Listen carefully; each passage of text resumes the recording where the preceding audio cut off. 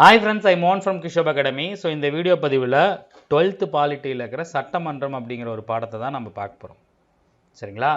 So இந்த பாடம் வந்து பார்த்திங்கன்னா உங்களுக்கு ஆர்டிக்கல் வைஸு ரொம்ப கம்மியான தகவல் தான் இருக்கும். இந்த பாடத்தில் வந்து குடியரசுத் தலைவர் வருவார், ஆளுநர் வருவார், சபாநாயகர் வருவார், சட்டமன்றம் எப்படி இயங்குது, அதில் ஒரு ஆர்டிக்கல் கொண்டு வராங்க, இல்லை ஏதாவது ஒரு திருத்தச் சட்டம் கொண்டு வராங்க, இல்லை ஏதாவது ஒரு மசோதா கொண்டு வராங்க அப்படின்னா அது எப்படி பாஸ் ஆகி சட்டமாக மாறுது அப்படிங்கிறத தெளிவாக கொடுத்துருப்பான். இந்த பாடத்தில் ஆர்டிக்கல் வந்து பார்த்திங்கன்னா கம்மியானதாக இருக்கலாம், சரிங்களா? ஆனால் கூற்றுகள் மாதிரி ஏதாவது கேட்குறதுக்கு நிறைய தகவல்கள் இருக்குது, சரிங்களா? இந்த பாடத்தில் வந்து பார்த்திங்கன்னா ஸோ 10th +1 இதில் இல்லாத இருக்கிற முக்கியமான தகவல்கள் வந்து பார்த்திங்கன்னா நம்ம சும்மா வாசிச்சுட்டு போவோம். அதில் இல்லாத நீங்கள் தெரிஞ்சிக்க வேண்டிய விஷயங்கள் மட்டும் எவ்வளவு ஸ்பீடாக உங்களுக்கு புரிகிற மாதிரி சொல்ல முடியுமோ அதை நம்ம சொல்லலாம், சரிங்களா? ஃபஸ்ட்டு, இப்போ ஒரு நாட்டோட எல்லா தொகுதிகளிலிருந்தும் தேர்ந்தெடுக்கப்பட்ட பிரதிநிதிகளை கொண்டு ஒரு சட்டத்தை இயற்றுதல் தான் வந்து பார்த்திங்கன்னா மக்களாட்சி. ஸோ அதை பண்ணக்கூடிய ஒரு இடம் தான் வந்து பார்த்திங்கன்னா சட்டமன்றம். சட்டமன்றத்து இப்போ நம்மளுக்கு வந்து பார்த்திங்கன்னா இந்தியாவில் 2 வகையான மன்றங்கள் இருக்குது. ஒன்று வந்து பார்த்திங்கன்னா சட்டமன்றம், அதாவது நாடாளுமன்றம், பாராளுமன்றம் அல்லது தேசிய சட்டமன்றம் அப்படின்னு சொல்லிட்டு அதை சொல்லுவாங்க. அதாவது ஸ்டேட் கவர்மெண்ட் இருக்குது, சென்ட்ரல் கவர்மெண்ட் இருக்குது. இது உங்களுக்கு எல்லாத்துக்கும் தெரிஞ்சதாக இருந்தாலும் ஒரு தடவை ஞாபகப்படுத்துகிறேன். அதோட பேர் பாராளுமன்றம் அப்படின்னாலும், தேசிய சட்டமன்றம் அப்படின்னாலும், நாடாளுமன்றம் அப்படின்னாலும், இல்லை பார்லிமெண்ட் அப்படின்னாலும் எல்லாமே ஒன்று தான். சென்ட்ரல் கவர்மெண்ட் ஒரு இடத்துல இருந்து இந்த சட்டம் இயற்றுதல் வேலை மற்ற நிர்வாகம்லாம் கவனிக்கல, அது வந்து நாடாளுமன்றம் அல்லது பாராளுமன்றம். ஸ்டேட் கவர்மெண்ட் நம்மளோட தமிழக அரசு இருந்து ஒரு இடத்துல பண்ணுது இல்லையா, அது வந்து பார்த்திங்கன்னா சட்டமன்றம் அல்லது சட்டப்பேரவை. தமிழக சட்டமன்றம் இன்று கூடுகிறது, தமிழக சட்டப்பேரவை இன்று கூடுகிறதுன்னு சொல்கிறாங்க இல்லையா, அது வந்து பார்த்திங்கன்னா சட்டமன்றம் அல்லது சட்டப்பேரவை அப்படிங்கிற மாதிரி சொல்லுவாங்க. ஸோ ஒன்றிய ஆளுகைக்கு உட்பட்ட சட்டமன்றங்கள் சட்டமன்ற பேரவை, அதாவது என்னது இது ஸ்டேட் கவர்மெண்ட், சரிங்களா? நாடாளுமன்றம் 2 அவைகளை கொண்டது, உங்கள் எல்லாத்துக்குமே தெரியும். ஒன்று வந்து பார்த்திங்கன்னா மக்களவை, இன்னொன்று மாநிலங்களவை. இது எங்கேருந்து எடுத்திருக்காங்கன்னு வந்து பார்த்திங்கன்னா பிரிட்டிஷ் அரசாங்கத்தின் நாடாளுமன்ற முறை. நாடாளுமன்ற முறை அப்படிங்கிறது பிரிட்டிஷ் கவர்மெண்டோட அரசியல் அமைப்பிலிருந்து எடுத்திருக்காங்க. ஈரவையாக பிரியுது இல்லையா, மக்களவை மாநிலங்களவைன்னு பிரியுது இல்லையா, இது வந்து பார்த்திங்கன்னா அமெரிக்காவின் முறை. இதுலேயே 2 தகவல் இருக்குதுங்க. நம்மளோட நாடாளுமன்ற முறை பிரிட்டிஷ் அரசமைப்பிலிருந்து எடுத்துக்கொள்ளப்பட்டது. ஈரவை முறை அமெரிக்காவின் சட்டமன்ற முறையிலிருந்து எடுத்துக்கொள்ளப்பட்டது.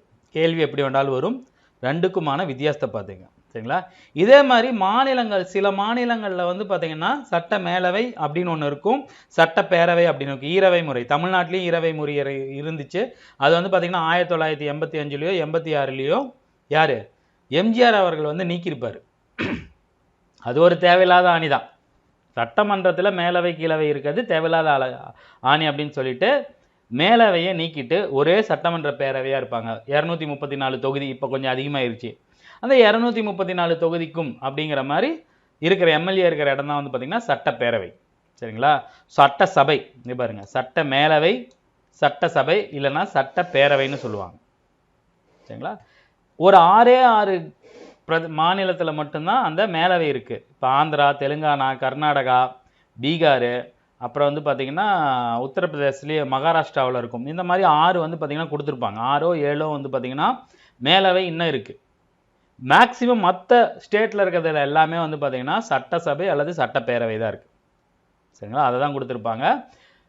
ஒன்றிய ஆளுகைக்கு உட்பட்ட பகுதிகள் மத்திய அரசால் நேரடியாக ஆட்சி செய்யப்படுகின்ற தில்லி மற்றும் புதுச்சேரி தவிர மேக்சிமம் எல்லாமே ஸ்டேட் கவர்மெண்டால் பண்ணுவாங்க. இது வந்து பார்த்திங்கன்னா யூனியன் டெரிட்டரி, அதனால தான் சொல்கிறாங்க ஒன்றிய சட்டமன்றம் அல்லது நாடாளுமன்றம். ஒன்றியம் அப்படின்னா மத்திய அரசு.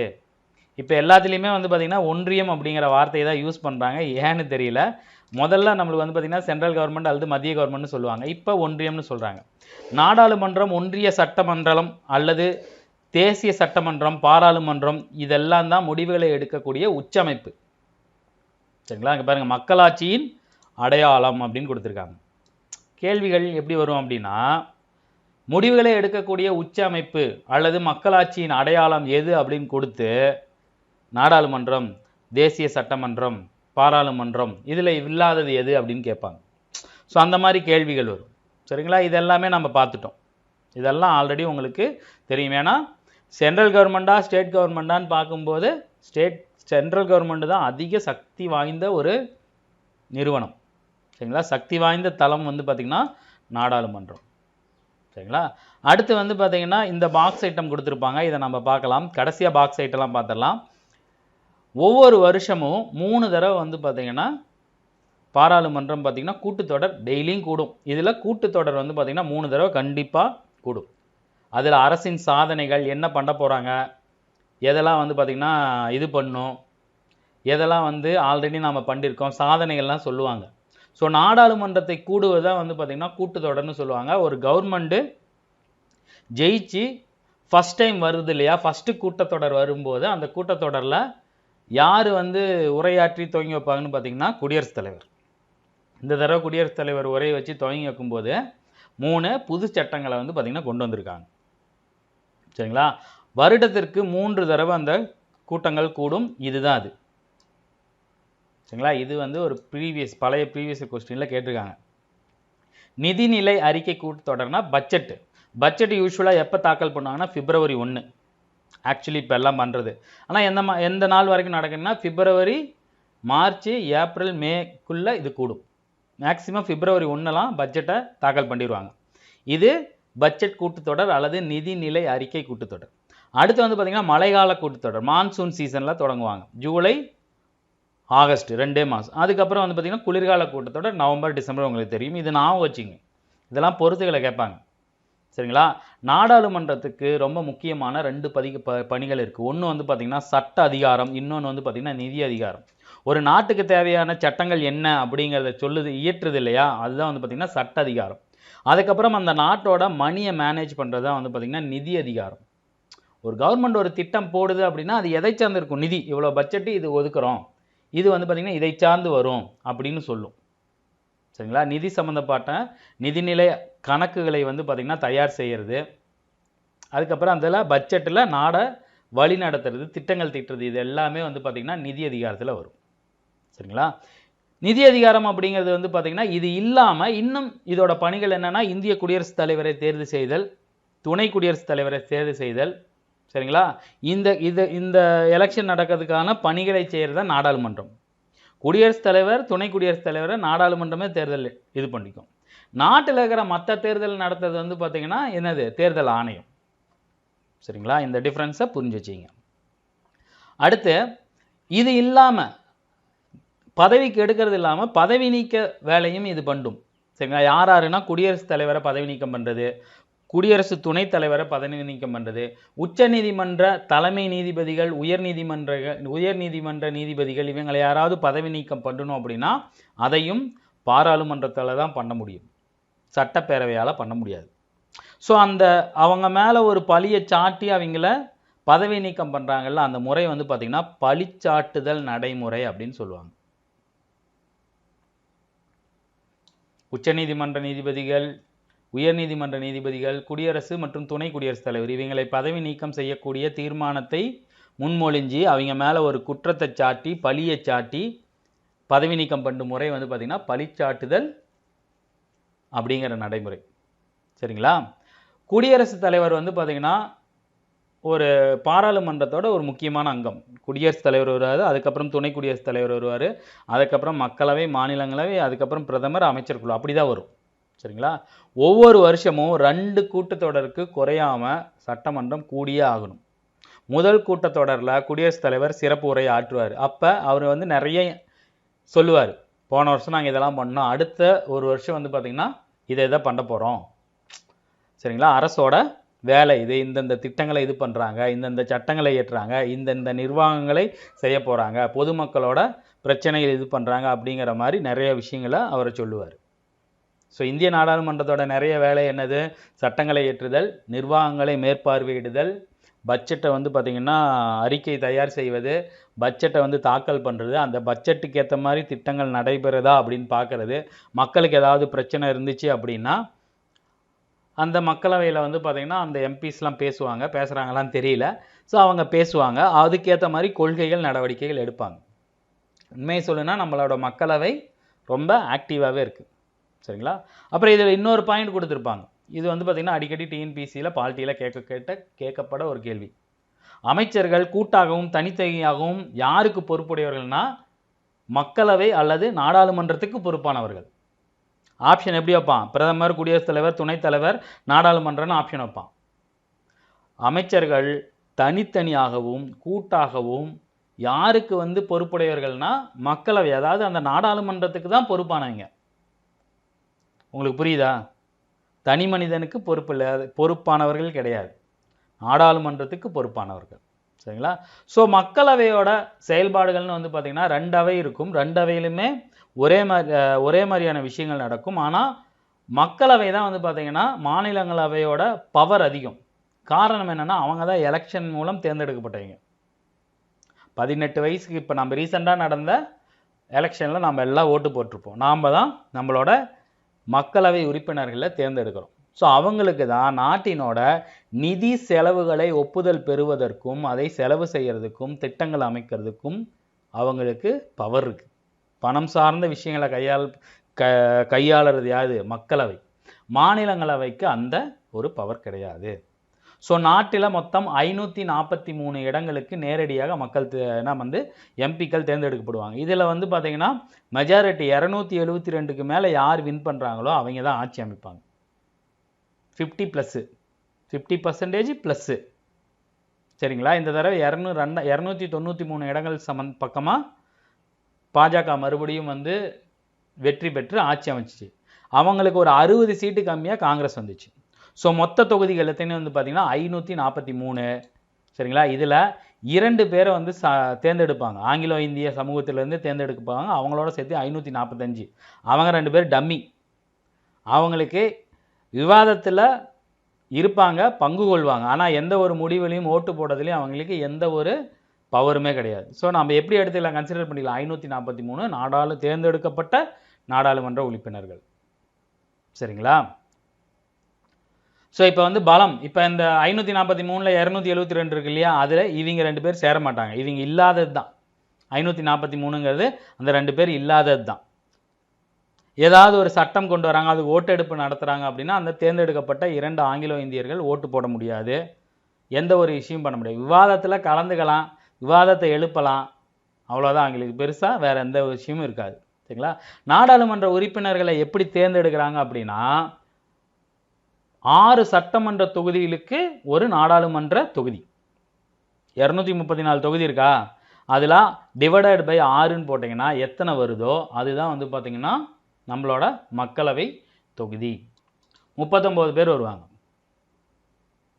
234 டிவைடட் பை 6ன்னு போட்டிங்கன்னா 6 பேர்த்துக்கு ஒரு தொகுதின்னு நீங்கள் கால்குலேட் பண்ணிங்கன்னா 39 பேர் வருவாங்க. ஸோ மக்களவையோட தமிழ்நாட்டோட ஸ்டாண்டு வந்து பார்த்திங்கன்னா 39. உத்தரப்பிரதேசத்தில் 70க்கு மேலே வரும், ஏன்னா அங்கே 500 தொகுதி இருக்கும். சரிங்களா? மக்களவையோட ஆயுட்காலம்னா 5 ஆண்டு காலம். கேள்விகள் வரும். மாநிலங்களவையோட ஆயுட்காலம்னா மாநிலங்களவை நிரந்தரமானவை, உறுப்பினர்கள் தான் மாறுவாங்க. ஆனால் மக்களவையோட ஆயுட்காலம் 5 வருடங்கள். 5 வருஷத்துக்கு ஒரு தடவை எலெக்ஷன் வரும்போது அது மாறும். சரிங்களா? இந்த பாடத்தில் 10th கொடுக்காத சில முக்கியமான தகவல் பார்த்திங்கன்னா சபாநாயகர். ஒரு நாடாளுமன்றம் அப்படின்னா அதில் ஒரு சபாநாயகர் இருப்பார். சபாநாயகரோட வேலைங்கிறது ரொம்ப பெருசு. இதில் நீங்கள் நிறைய பேர் குழப்பிக்கிங்க. குடியரசுத் தலைவர் வருஷத்துக்கு ஒரு தடவை உரையை துவக்கி வைப்பார், தலைமை தாங்குவார். ஆனால் வருஷம் பூரா அந்த மக்களவையை தலைமை தாங்கி நடத்துபவர் யாருன்னு வந்து பார்த்திங்கன்னா சபாநாயகர். சபாநாயகர் தான் ஆளுங்கட்சியாக இருந்தாலும் சரி எதிர்கட்சியாக இருந்தாலும் சரி அதை வழி நடத்துவார், டிஸ்கஷனுக்கு அலோவ் பண்ணுவார். எந்த கேள்வி கேட்கலாம், எந்த கேள்வி கேட்கக்கூடாது அப்படிங்கிறது, அவை குறிப்பில் வச்சுக்கலாமா நீக்கலாமா அப்படிங்கிறத முடிவெடுக்கக்கூடியவர் சபாநாயகர். அதே மாதிரி விவாதங்களை தொடங்கி வைப்பார். விவாதங்களை நடக்கும்போது 2 பக்கமும் இருந்து அதை கேட்பார். சரிங்களா? இல்லை யாராவது வந்து பிரச்சனை பண்ணுறாங்கன்னா அவங்கள வெளியே துரத்துறது, அவங்கள தகுதி நீக்கம் பண்ணுறது, இது எல்லாமே யாரோட வேலை? சபாநாயகரோட வேலை. சபாநாயகர் வரார் அப்படின்னா அவர் வரும்போது பிரதமர் முதற்கொண்டு எந்திரிச்சு நிற்கணும். அவர் உக்காந்ததுக்கப்புறம் தான் எல்லாருமே உட்காரணும். இதே தான் வந்து பார்த்திங்கன்னா சட்டமன்றத்துலேயும் சட்டமன்ற சபாநாயகர் வராருன்னா அவர் நிற்பார். அவர் வந்து கும்பிடு போட்டுட்டு எல்லாத்துக்கும் கும்பிடு போட்டு அவர் உக்காந்ததுக்கப்புறம் தான் முதலமைச்சரே உட்காரணும். சரிங்களா? அந்த அளவுக்கு சபாநாயகரோட பொறுப்பு ரொம்ப முக்கியம்.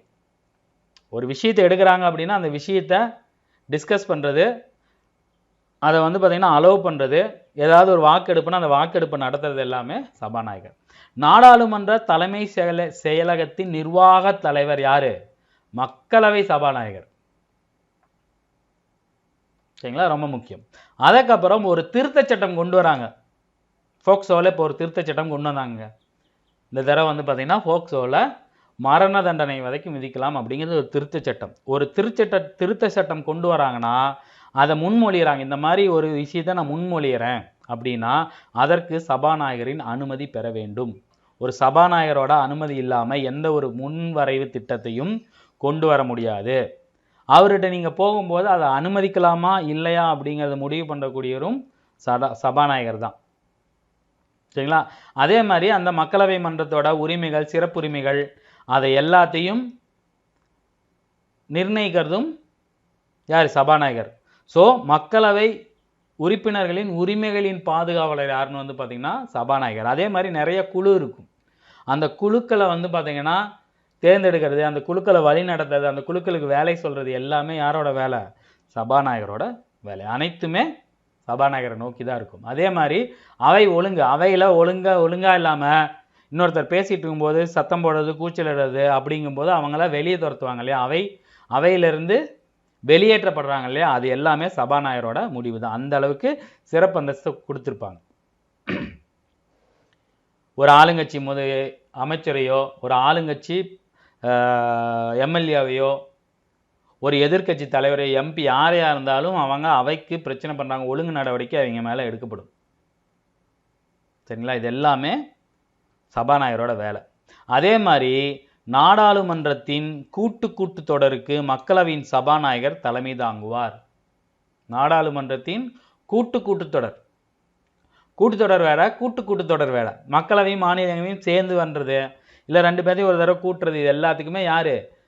சபாநாயகர் தான் தலைமை தாங்குவார். அதே மாதிரி எதிர்கட்சி தலைவருக்கு அங்கீகாரம் அளிப்பதும் சபாநாயகர் தான். அதே மாதிரி கட்சி தாவல் நடவடிக்கை 1985 52வது சட்ட திருத்தம், இதில் சில சட்ட திருத்தங்களில் 92 2013 மாற்றிருப்பாங்க. அது இந்த வருஷம் குரூப் 4 கேள்வி வந்துச்சு. இங்கே பாருங்கள், 52வது சட்ட திருத்தம் 1985 10வது அட்டவணை எதை பற்றி பேசுனா கட்சி தாவல் தடை சட்டம். ஒரு கட்சியிலேருந்து இன்னொரு கட்சிக்கு தாவறாங்க இல்லையா, அவங்கள தகுதி இழப்பு செய்யக்கூடிய அதிகாரம் யாருக்கு இருக்குது? சபாநாயகருக்கு தான் இருக்குது. ரொம்ப முக்கியமான ஒரு திருத்த சட்டம் கொடுத்துருப்பாங்க. 52 1985வது ஆண்டு. இது எதை பற்றி பேசுது? கட்சி தாவல் தடை சட்டம். ஸோ கட்சி தாவல் படி ஒருத்தரை உரிமை இழக்க செய்யலாமா இல்லையா அப்படிங்கிற அதிகாரம், ஒழுங்கு நடவடிக்கை எடுக்கக்கூடிய அதிகாரம் சபாநாயகருக்கு தான் இருக்குது. சரிங்களா, அதே மாதிரி ஒரு முடிவு ஒன்று எடுக்கிறாங்க. சரிங்களா, அப்போ வாக்கு எடுக்கும்போது 2 வருடமும் வாக்கு சமமாக இருக்கும்போது தான் சபாநாயகர் அவரோட ஓட்டு போடுவார். அவர் யாருக்கு வேண்டாலும் ஓட்டு போடலாம். ஆளுங்கட்சிக்கு எதிராகவும் ஓட்டு போடலாம், எதிர்கட்சிக்கு ஆதரவாகவும் ஓட்டு போடலாம். அதை செய்ய அந்த ஓட்டு வந்து பார்த்திங்கன்னா காஸ்டிங் ஓட் அப்படின்னு சொல்லுவாங்க. முடிவு வாக்கு. என்னது? முடிவு வாக்கு. ஸோ சபாநாயகரை பற்றி இந்த பாக்ஸ் ஐட்டத்தில் வந்து ஜவஹர்லால் நேரு சொல்லியிருப்பார். அதில் நம்ம முக்கியமாக எடுத்துக்க வேண்டியது, சபாநாயகர் மன்றத்தின் பிரதிநிதியாக திகழ்கிறார், நாட்டின் சுதந்திரம் மற்றும் விடுதலையின் சின்னமாக திகழ்கிறார். சபாநாயகர் பெரும்பாலும் ஆளுங்கட்சியோட ஒரு ஆளாக தான் இருப்பார். அதே மாதிரி அவர் நடுநிலைமைவாதியாகவும் பாரபட்சமற்றவராகவும் இருக்க வேண்டும் அப்படின்னு சொல்லியிருப்பார். கேள்விகள் வரும். சபாநாயகர் இந்த நாட்டின் சுதந்திரம் மற்றும் விடுதலையின் சின்னமாக திகழ்கிறார் என்று கூறியவர் ஜவஹர்லால் நேரு, அம்பேத்கர் அப்படின்னு ஆப்ஷன் வைப்பாங்க. யார் சொன்னது? ஜவஹர்லால் நேரு. சரிங்களா, அடுத்து நம்ம பார்க்க போகிறது வந்து பார்த்திங்கன்னா மாநிலங்களவை. மாநிலங்களவை அப்படிங்கிறது வந்து பார்த்திங்கன்னா இதில் ரொம்ப தெரிஞ்சிக்கூடியது, மக்களவை உறுப்பினர்களாலும் சட்டமன்ற உறுப்பினர்களாலும் தேர்ந்தெடுக்கப்படுவாங்க. சரிங்களா, எத்தனை பேர்? மொத்தம் 250 பேர். 238 பேரை அவங்க தேர்ந்தெடுப்பாங்க. 12 பேரை வந்து பார்த்திங்கன்னா குடியரசு நியமிப்பார். கலை, இலக்கியம், விளையாட்டு இதிலிருந்து இந்த சச்சின் டெண்டுல்கர் இன்னும் சில பேர் வந்து பார்த்திங்கன்னா எம்பியாக இருப்பாங்க இல்லையா, அது இந்த 12 பேர். சரிங்களா, இந்த மாநிலங்களவைங்கிறது எது மாதிரி அமைஞ்சிருக்குன்னா அமெரிக்காவில் உள்ள ஆட்சி மன்ற குழுவை போல மாநிலங்களின் உரிமைகள் மற்றும் நலன்களை பாதுகாப்பும் அமைப்பு எது? மாநிலங்களவை. மாநிலங்கள் மக்களோட இதுக்கோசரம் சட்டங்கள் இயற்றுறது மக்களவைனா, அந்த மாநிலங்களை வந்து பார்த்திங்கன்னா ஒன்றிய அரசுகிட்டேருந்து காப்பாற்றுறதுக்கான வேலையை பார்க்குறது தான் மாநிலங்களவை. மாநிலங்களவை முதல்ல எப்போ உருவாக்கப்பட்டதுன்னா 1952 ஏப்ரல் 3. ரொம்ப முக்கியம். மக்களவை தொடங்கி ஒரு 2-3 வருஷம் கழிச்சு தான் மாநிலங்களவை தொடங்கியிருப்பாங்க. 1952 ஏப்ரல் 3. சரிங்களா? இது மக்களவை போல் மாநிலங்களவையை கலைக்க முடியாது. ஏன் அப்படின்னா அது ஒரு நிரந்தரமான அவை. அதோட பதவிக்காலம்னு வந்து பார்த்திங்கன்னா அந்த உறுப்பினரின் பதவிக்காலம்னு வந்து பார்த்திங்கன்னா 6 ஆண்டுகள். மாநிலங்களவைக்கு வந்து பதவிக்காலம்னா அதுக்கு பதவிக்காலமே கிடையாது. ஏன்னா அது ஒரு நிரந்தரமான அவை, அதை கலைக்கவே முடியாது. உறுப்பினர்கள் மட்டும்தான் வந்து பார்த்திங்கன்னா 6 வருஷத்துக்கு ஒரு தடவை மாறிக்கிட்டே இருப்பாங்க. 3ல் 1 பங்கு 2 வருஷத்துக்கு ஒரு தடவை நிறைவு பெறுவாங்க. அடுத்து அவங்க என்ன பண்ணுவாங்க, அதுக்கு பதில் தான் வேற ஒரு ஆளுங்க வருவாங்க. இப்போ நிர்மலா சீதாராமன், ஜெயசங்கர் இந்த மாதிரியான வெளியிலேருந்து வரவங்க எலெக்ஷன் இல்லாமல் பெரிய பெரிய அமைச்சராக இருக்காங்களே, அதுக்கெல்லாம் காரணம் என்னன்னா அவங்க எல்லாமே மாநிலங்களவை உறுப்பினர்கள். சரிங்களா? ஸோ மாநிலங்களவை உறுப்பினர்கள் எப்படி தேர்ந்தெடுக்கப்படுறாங்க? மக்களவை உறுப்பினர்கள் மற்றும் சட்டமன்ற உறுப்பினர்களால். மாநிலங்களவை உறுப்பினர்கள் சம்பந்தப்பட்ட மாநிலங்களின் சட்டமன்ற உறுப்பினர்களால் மாற்றத்தக்க ஒற்றை வாக்கு மூலம். ஸோ எம்எல்ஏஸ் தான் மாநிலங்களவையோட இதை தேர்ந்தெடுக்கிறாங்க. நமக்கு வந்து பார்த்திங்கன்னா 19 பேர் இருப்பாங்க, 18 பேர் இருப்பாங்க. சரிங்களா? ஸோ மாநிலங்களவையோட தலைவர், மக்களவையோட தலைவர் யாருன்னு வந்து பார்த்திங்கன்னா சபாநாயகர். மாநிலங்களவையோட தலைவர் யாருன்னு வந்து பார்த்திங்கன்னா துணை குடியரசுத் தலைவர். அலுவல் வழி அவைத்தலைவர் யார்? துணை குடியரசுத் தலைவர். சரிங்களா? மக்களவையால் மட்டும்தான் பணம் நிதி சம்பந்தமான முன்வரைவுகளை கொண்டு வர முடியும், முடிவெடுக்க முடியும். மாநிலங்களவைக்கு அந்த அதிகாரங்கள் எதுவும் இல்லை. ஆனால் நிறைய இடத்துல மக்களவைக்கு ஈக்குவலான ஒரு அதிகாரத்தை இது பெற்றிருக்கும். சரிங்களா? அப்புறம் இதில் ரொம்ப முக்கியமான விஷயங்கள் என்ன அப்படின்னு வந்து பார்த்திங்கன்னா, மக்களவை இருக்கு இல்லையா, லோக்சபா, அதற்கான வயது வந்து பார்த்திங்கன்னா 25 வயசு. மாநிலங்களவைக்கு 30 வயசு. குடியரசுத் தலைவர், துணை குடியரசுத் தலைவர், ஆளுநர் இவங்களுக்கெல்லாம் 35 வயசு. புரியுதா உங்களுக்கு? சரிங்களா? மக்கள் பிரதிநிதித்துவ சட்டம் 1951 கீழ் மாநிலங்களவைக்கு தேர்ந்தெடுக்கப்பட்ட விரும்பும் நபர் ஒருவர் அந்த மாநிலத்தின் நாடாளுமன்ற தொகுதியில் ஒரு வாக்காளராக இருக்க வேண்டும்னு சொல்லியிருப்பாங்க. ஆனால் அதை வந்து பார்த்திங்கன்னா திருத்தச் சட்டம் 2003 திருத்திருக்கும். எந்த மாநிலத்திலேருந்து வேண்டாலும் யாரை வேண்டாலும் தேர்ந்தெடுக்கலாம் அப்படின்னு எடுத்திருப்பாங்க. சரிங்களா? அதே மாதிரி மாநிலங்களவையின் உறுப்பினர்கள் நம்ம ஆல்ரெடி பார்த்துட்டோம். அமெரிக்காவில் இருக்கிற அவை மாதிரி அங்கே இருக்கிற செனட்டர்கள் மாதிரி இவங்களும் அழைக்கப்படுவாங்க. மாநிலங்களோட பிரதிநிதித்துவத்தையும் அதிகாரத்தையும் நிலைநாட்டக்கூடியது தான் மாநிலங்களவை. அதால் பணம் நிதி மட்டும் கொண்டு வர முடியாது. சரிங்களா? இதை நீங்கள் நோட் பண்ணிங்க. பாருங்கள், தெளிவாக கொடுத்துருப்பாங்க.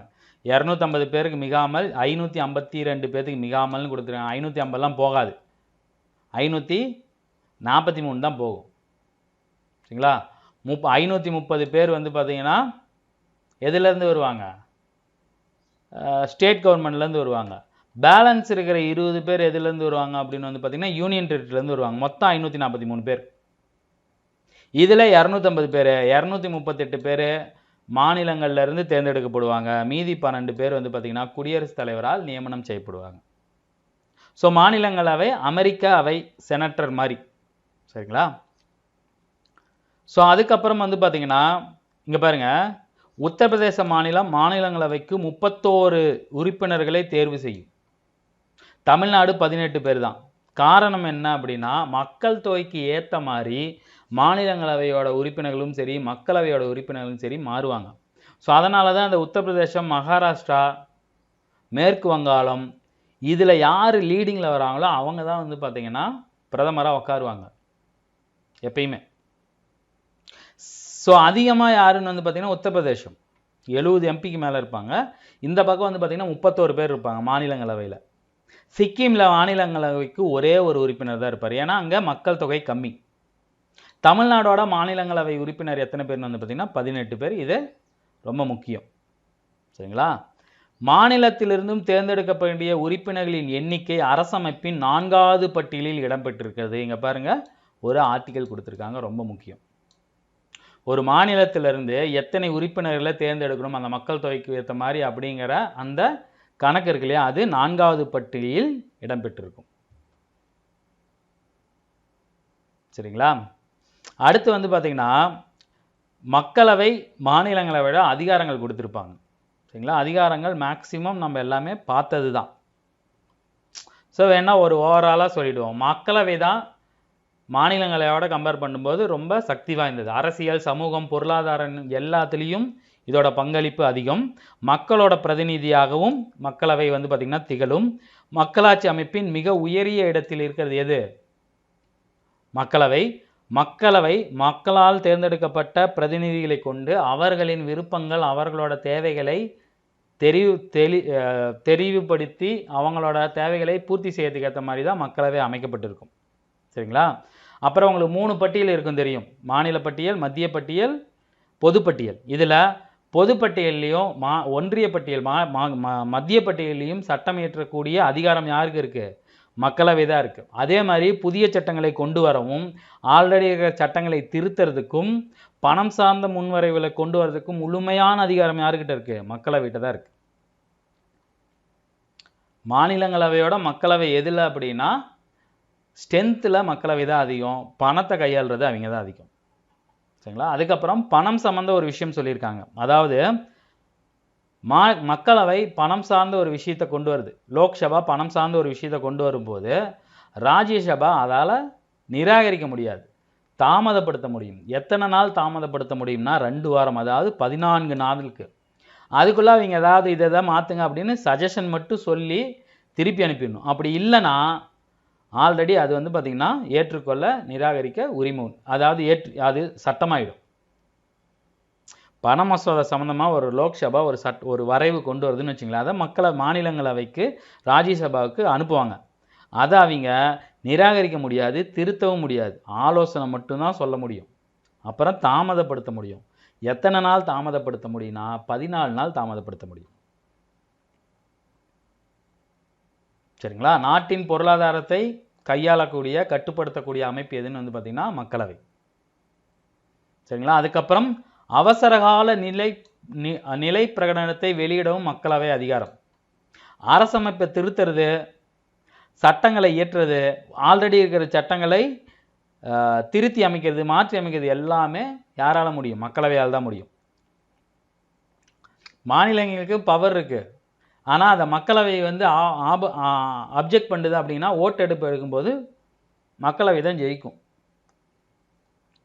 சரிங்களா? ஸோ அதுக்கப்புறம் மக்களவை புதிய குழுக்கள் மற்றும் ஆணையங்களை அமைக்கும் அதிகாரத்தை பெற்றது. அதுக்கப்புறம் வந்து பார்த்திங்கன்னா அறிக்கைகளை நாடாளுமன்றத்தின் முன் சமர்ப்பிக்கவும் அமல்படுத்துறது எல்லாமே மக்களவைக்கு அதிகாரம் இருக்குது. பிரதமர் மற்றும் அமைச்சரவை ஆகியோர் கட்டுப்பாட்டில் வைத்திருக்கும். மக்களவை யார் வச்சுருப்பாங்க? பிரதமர் கையில் இருக்கும். அதிக ஓட்டு வாங்கி அதிக இடங்கள் ஜெயிச்ச பிரதமர் கையில் இருக்கும். சரிங்களா?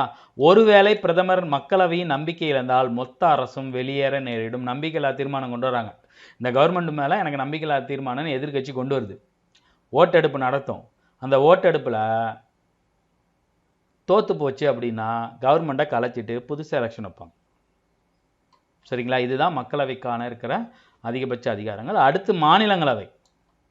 மக்களவையும் மாநிலங்களவையும் வந்து பார்த்திங்கன்னா அதிகாரத்தை 3 வகையாக நம்ம பிரிக்கலாம். 2 என்னென்ன வகைனா, லோக்சபாவுக்கும் ராஜ்யசபாவுக்கும் ஈக்குவலான அதிகாரங்கள், அதுக்கப்புறம் ஈக்குவல் இல்லாத சமமற்ற அதிகாரங்கள், அப்புறம் வந்து பார்த்திங்கன்னா மாநிலங்களவையின் சிறப்பு அதிகாரங்கள்.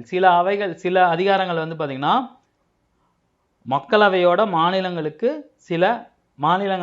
சில அதிகாரங்கள் எக்ஸ்ட்ரா இருக்கும். சரிங்களா? சமமான அதிகாரங்கள் எதுன்னு முதல்ல பார்த்துருவோம். இதெல்லாம் நீங்கள் தெரிஞ்சு வச்சுக்கிங்க, இதெல்லாம் கூற்றுகளில் கேட்டால் நமக்கு யூஸ் ஆகும்.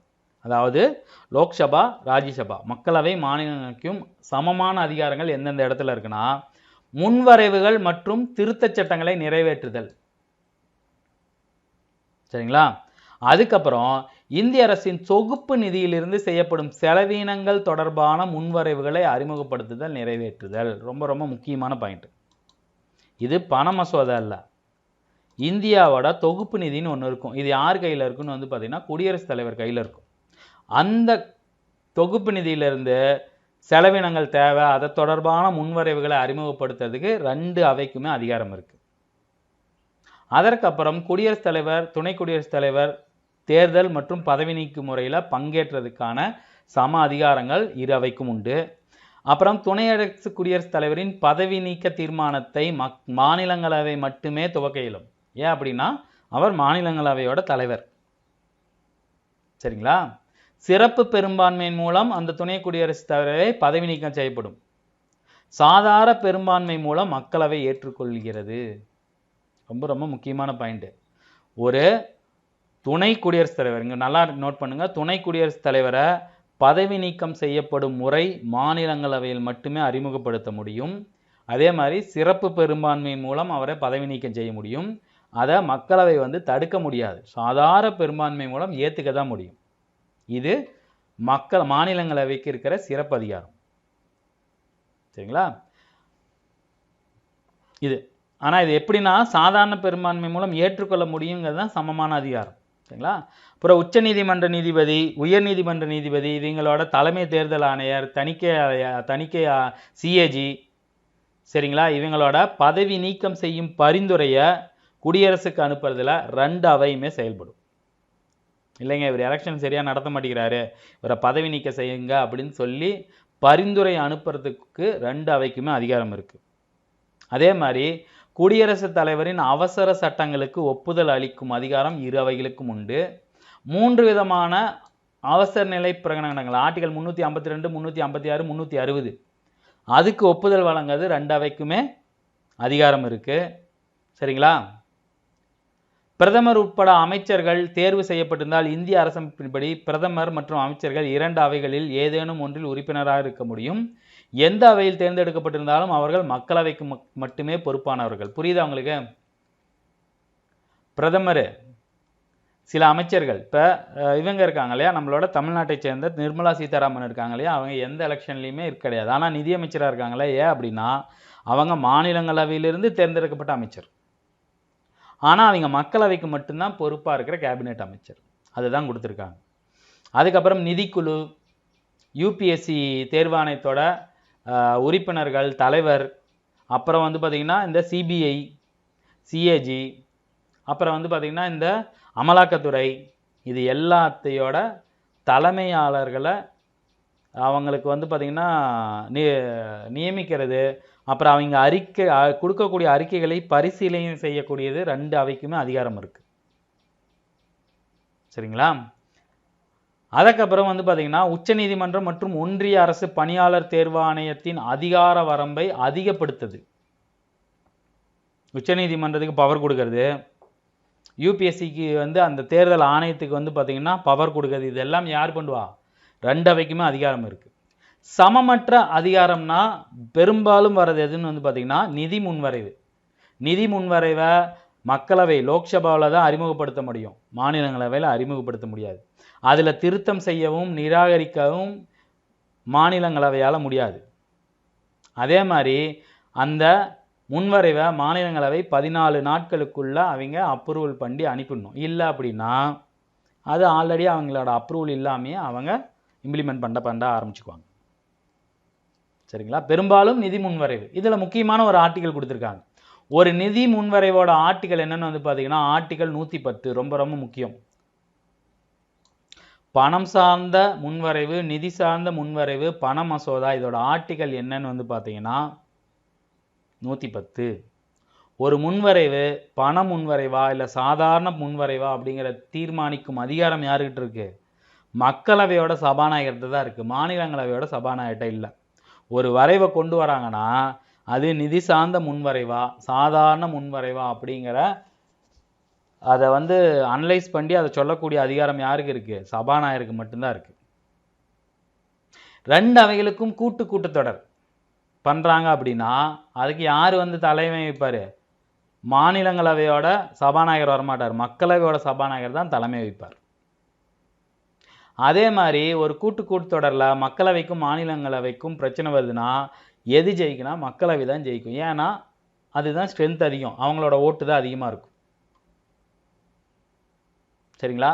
அதே மாதிரி ஒரு பட்ஜெட் கொண்டு வராங்க அப்படின்னா அதோட மாநிலங்களவை ராஜ்யசபாவில் விவாதம் மட்டும்தான் பண்ண முடியுமே தவிர அதோட வாக்கெடுப்பில் பங்கு பெற முடியாது. அந்த மக்களவைக்கு மட்டுமே உரிய சிறப்பதிகாரம். ரொம்ப ரொம்ப முக்கியமான ஒரு விஷயம். ஒரு பட்ஜெட் கொண்டு வராங்க, அந்த பட்ஜெட்டை விவாதம் பண்ணும் அரசியல் கட்சி, அதாவது எதிர்கட்சி விவாதம் பண்ணும். மக்களவையில் இருக்கிற உறுப்பினர்கள் தான் விவாதம் பண்ண முடியும். வாக்கெடுப்பு வச்சா அதில் பங்கு கொள்கிற உரிமையும் அவங்களுக்கு மட்டும்தான், மாநிலங்களவைக்கு கிடையாது. சரிங்களா? ஒரு தேசிய அவசர நிலையை நீக்கும் தீர்மானம் மக்களவையில் மட்டுமே அறிமுகப்படுத்த முடியும். திடீர்னு ஒரு பிரச்சனை வருதுன்னா தேசிய அவசர நிலை போகிறாங்க அப்படின்னா அதை இன்ட்ரடியூஸ் பண்ணுறது, அறிமுகப்படுத்துறது எல்லாம் எதில்? மக்களவையால் தான் முடியும், மாநிலங்களவையால் முடியாது. அதே மாதிரி அமைச்சர்கள் குழுவாகவும் தனிப்பட்ட முறையிலும் மக்களவைக்கே பொறுப்பானவர்கள், மாநிலங்களவைக்கு பொறுப்பானவர்கள் இல்லை. முக்கியமான இன்னொரு விஷயம், மக்களவையில் இருக்கிற எந்த ஒரு அமைச்சருக்கு எதிராகவும், மக்களவையோ மாநிலங்களவையோ எந்த அமைச்சராக இருந்தாலும் அவர்களுக்கு எதிரான ஒரு நம்பிக்கையில்லா தீர்மானத்தை மக்களவையால் மட்டுமே மேற்கொள்ள முடியும், மாநிலங்களவையால் மேற்கொள்ள முடியாது. ரொம்ப ரொம்ப முக்கியம். புரிஞ்சுதுங்களா?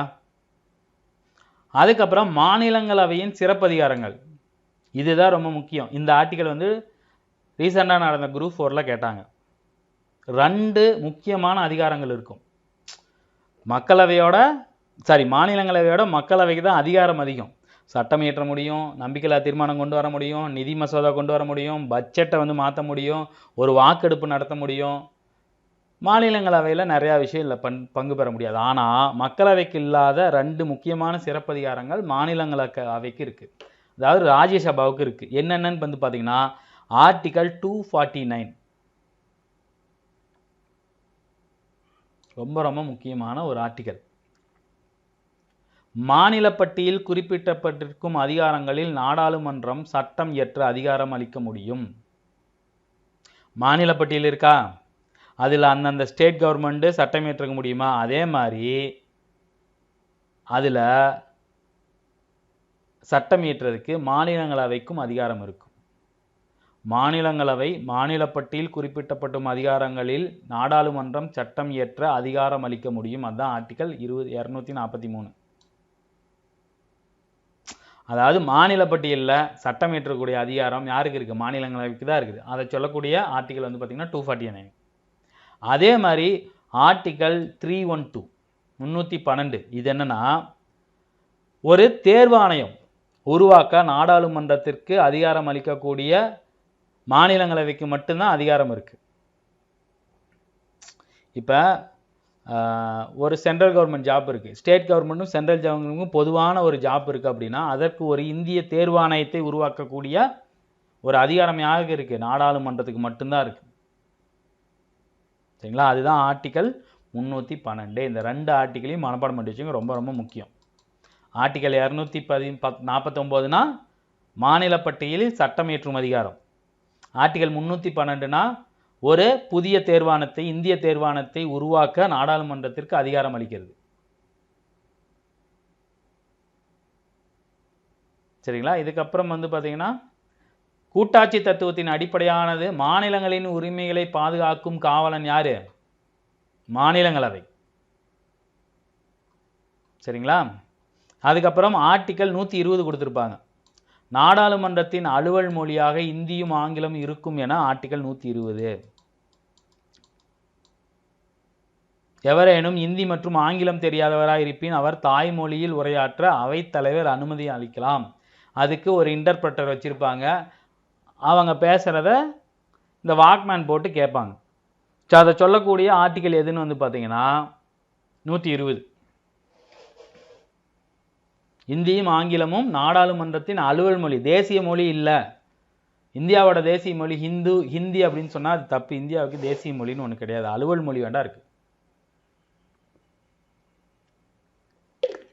சரிங்களா? அடுத்து ரொம்ப முக்கியமானது என்னன்னு வந்து பார்த்தீங்கன்னா சட்டம் இயற்றும் நடைமுறைகள். சரிங்களா? ஸோ அடுத்து நம்ம பார்க்க போகிறது வந்து பார்த்திங்கன்னா சட்டம் இயற்றும் நடைமுறைகள். இது வந்து பார்த்திங்கன்னா வளன்னு கொடுத்துருப்பாங்க. நான் உங்களுக்கு ஈஸியாக சொல்கிறேன். சட்டம் இயற்றுறதுல 2 வகையான வரைவுகள் இருக்குது. ஃபஸ்ட்டு வந்து பார்த்திங்கன்னா நிதி முன்வரைவு, இன்னொன்று வந்து பார்த்திங்கன்னா நிதி சாராத முன்வரைவு. அல்லது சாதாரண பொதுவான முன்வரைவு. நிதினா பணம் சம்மந்தப்பட்ட ஏதாவது ஒரு முன்வரைவு, ஏதாவது ஒரு திட்டம் பண்ண போகிறோம், இதுக்கு இவ்வளோ நிதி ஒதுக்க போகிறோம் அப்படிங்கிறது. நிதி சாராத முன்வரைவு, சாதாரண முன்வரைவு அப்படிங்கிறது ஏதாவது ஒரு சட்டத்தை இயற்றுறாங்க இல்லையா, அதுக்கான முன்வரைவு. நிதி சார்ந்த முன்வரைவுக்கு பெருசான எந்த ஒரு வழிகளும் இல்லை. ஒரு அமைச்சர் நிதி சார்ந்த முன்வரைவை கொண்டு வருவார், சபாநாயகர் அதை அப்ரூவ் பண்ணுவார், வாசிப்பார், மக்களவை ஏற்றிச்சுன்னா அடுத்து மாநிலங்களவை போவோம், அவங்களுக்கு வேறு ஆப்ஷன் இல்லை. 14 நாளுக்குள்ளே ஒப்புதல் அனுப்பி திருப்பி அனுப்பிடுவாங்க. அதுக்கப்புறம் அதை குடியரசுத் தலைவர் அனுப்புவார். குடியரசுத் தலைவர் அவர் ஒப்புதல் கொடுத்தாகணும், கொடுக்கலனா அதுவாக சட்டமாகி போயிடும். ஆனால் நிதி சாராத முன்வரைவு அல்லது சாதாரண பொது முன்வரைவுக்கு தான் நிறைய நிலைகள் இருக்குது. சரிங்களா? அது என்னென்ன நிலைனா, ஃபஸ்ட்டு பார்த்தீங்கன்னா அந்த முன்வரைவுங்கிறது சட்டம் இல்லை, ஒரு சட்டத்திற்கான ஒரு டிராஃப்ட். அதை என்ன பண்ணுவாங்க, ஏதாவது ஒரு அமைச்சர் என்ன பண்ணுவார், ஒரு தனிநபர் முன்வரைவை பார்த்தீங்கன்னா அறிமுகம் பண்ணுவார். அவர் ஃபஸ்ட்டு வாசிப்பார், முதல் வாசிப்பு. சரிங்களா? அதை வாசிக்கிறதுக்கு ஒரு மாதத்துக்கு முன்னாடியே மக்களவையிலையோ மாநிலங்களவையோ எங்கே வாசிக்க போகிறாங்களோ ஒரு மாதத்துக்கு முன்னாடியே பர்மிஷன் வாங்கணும்.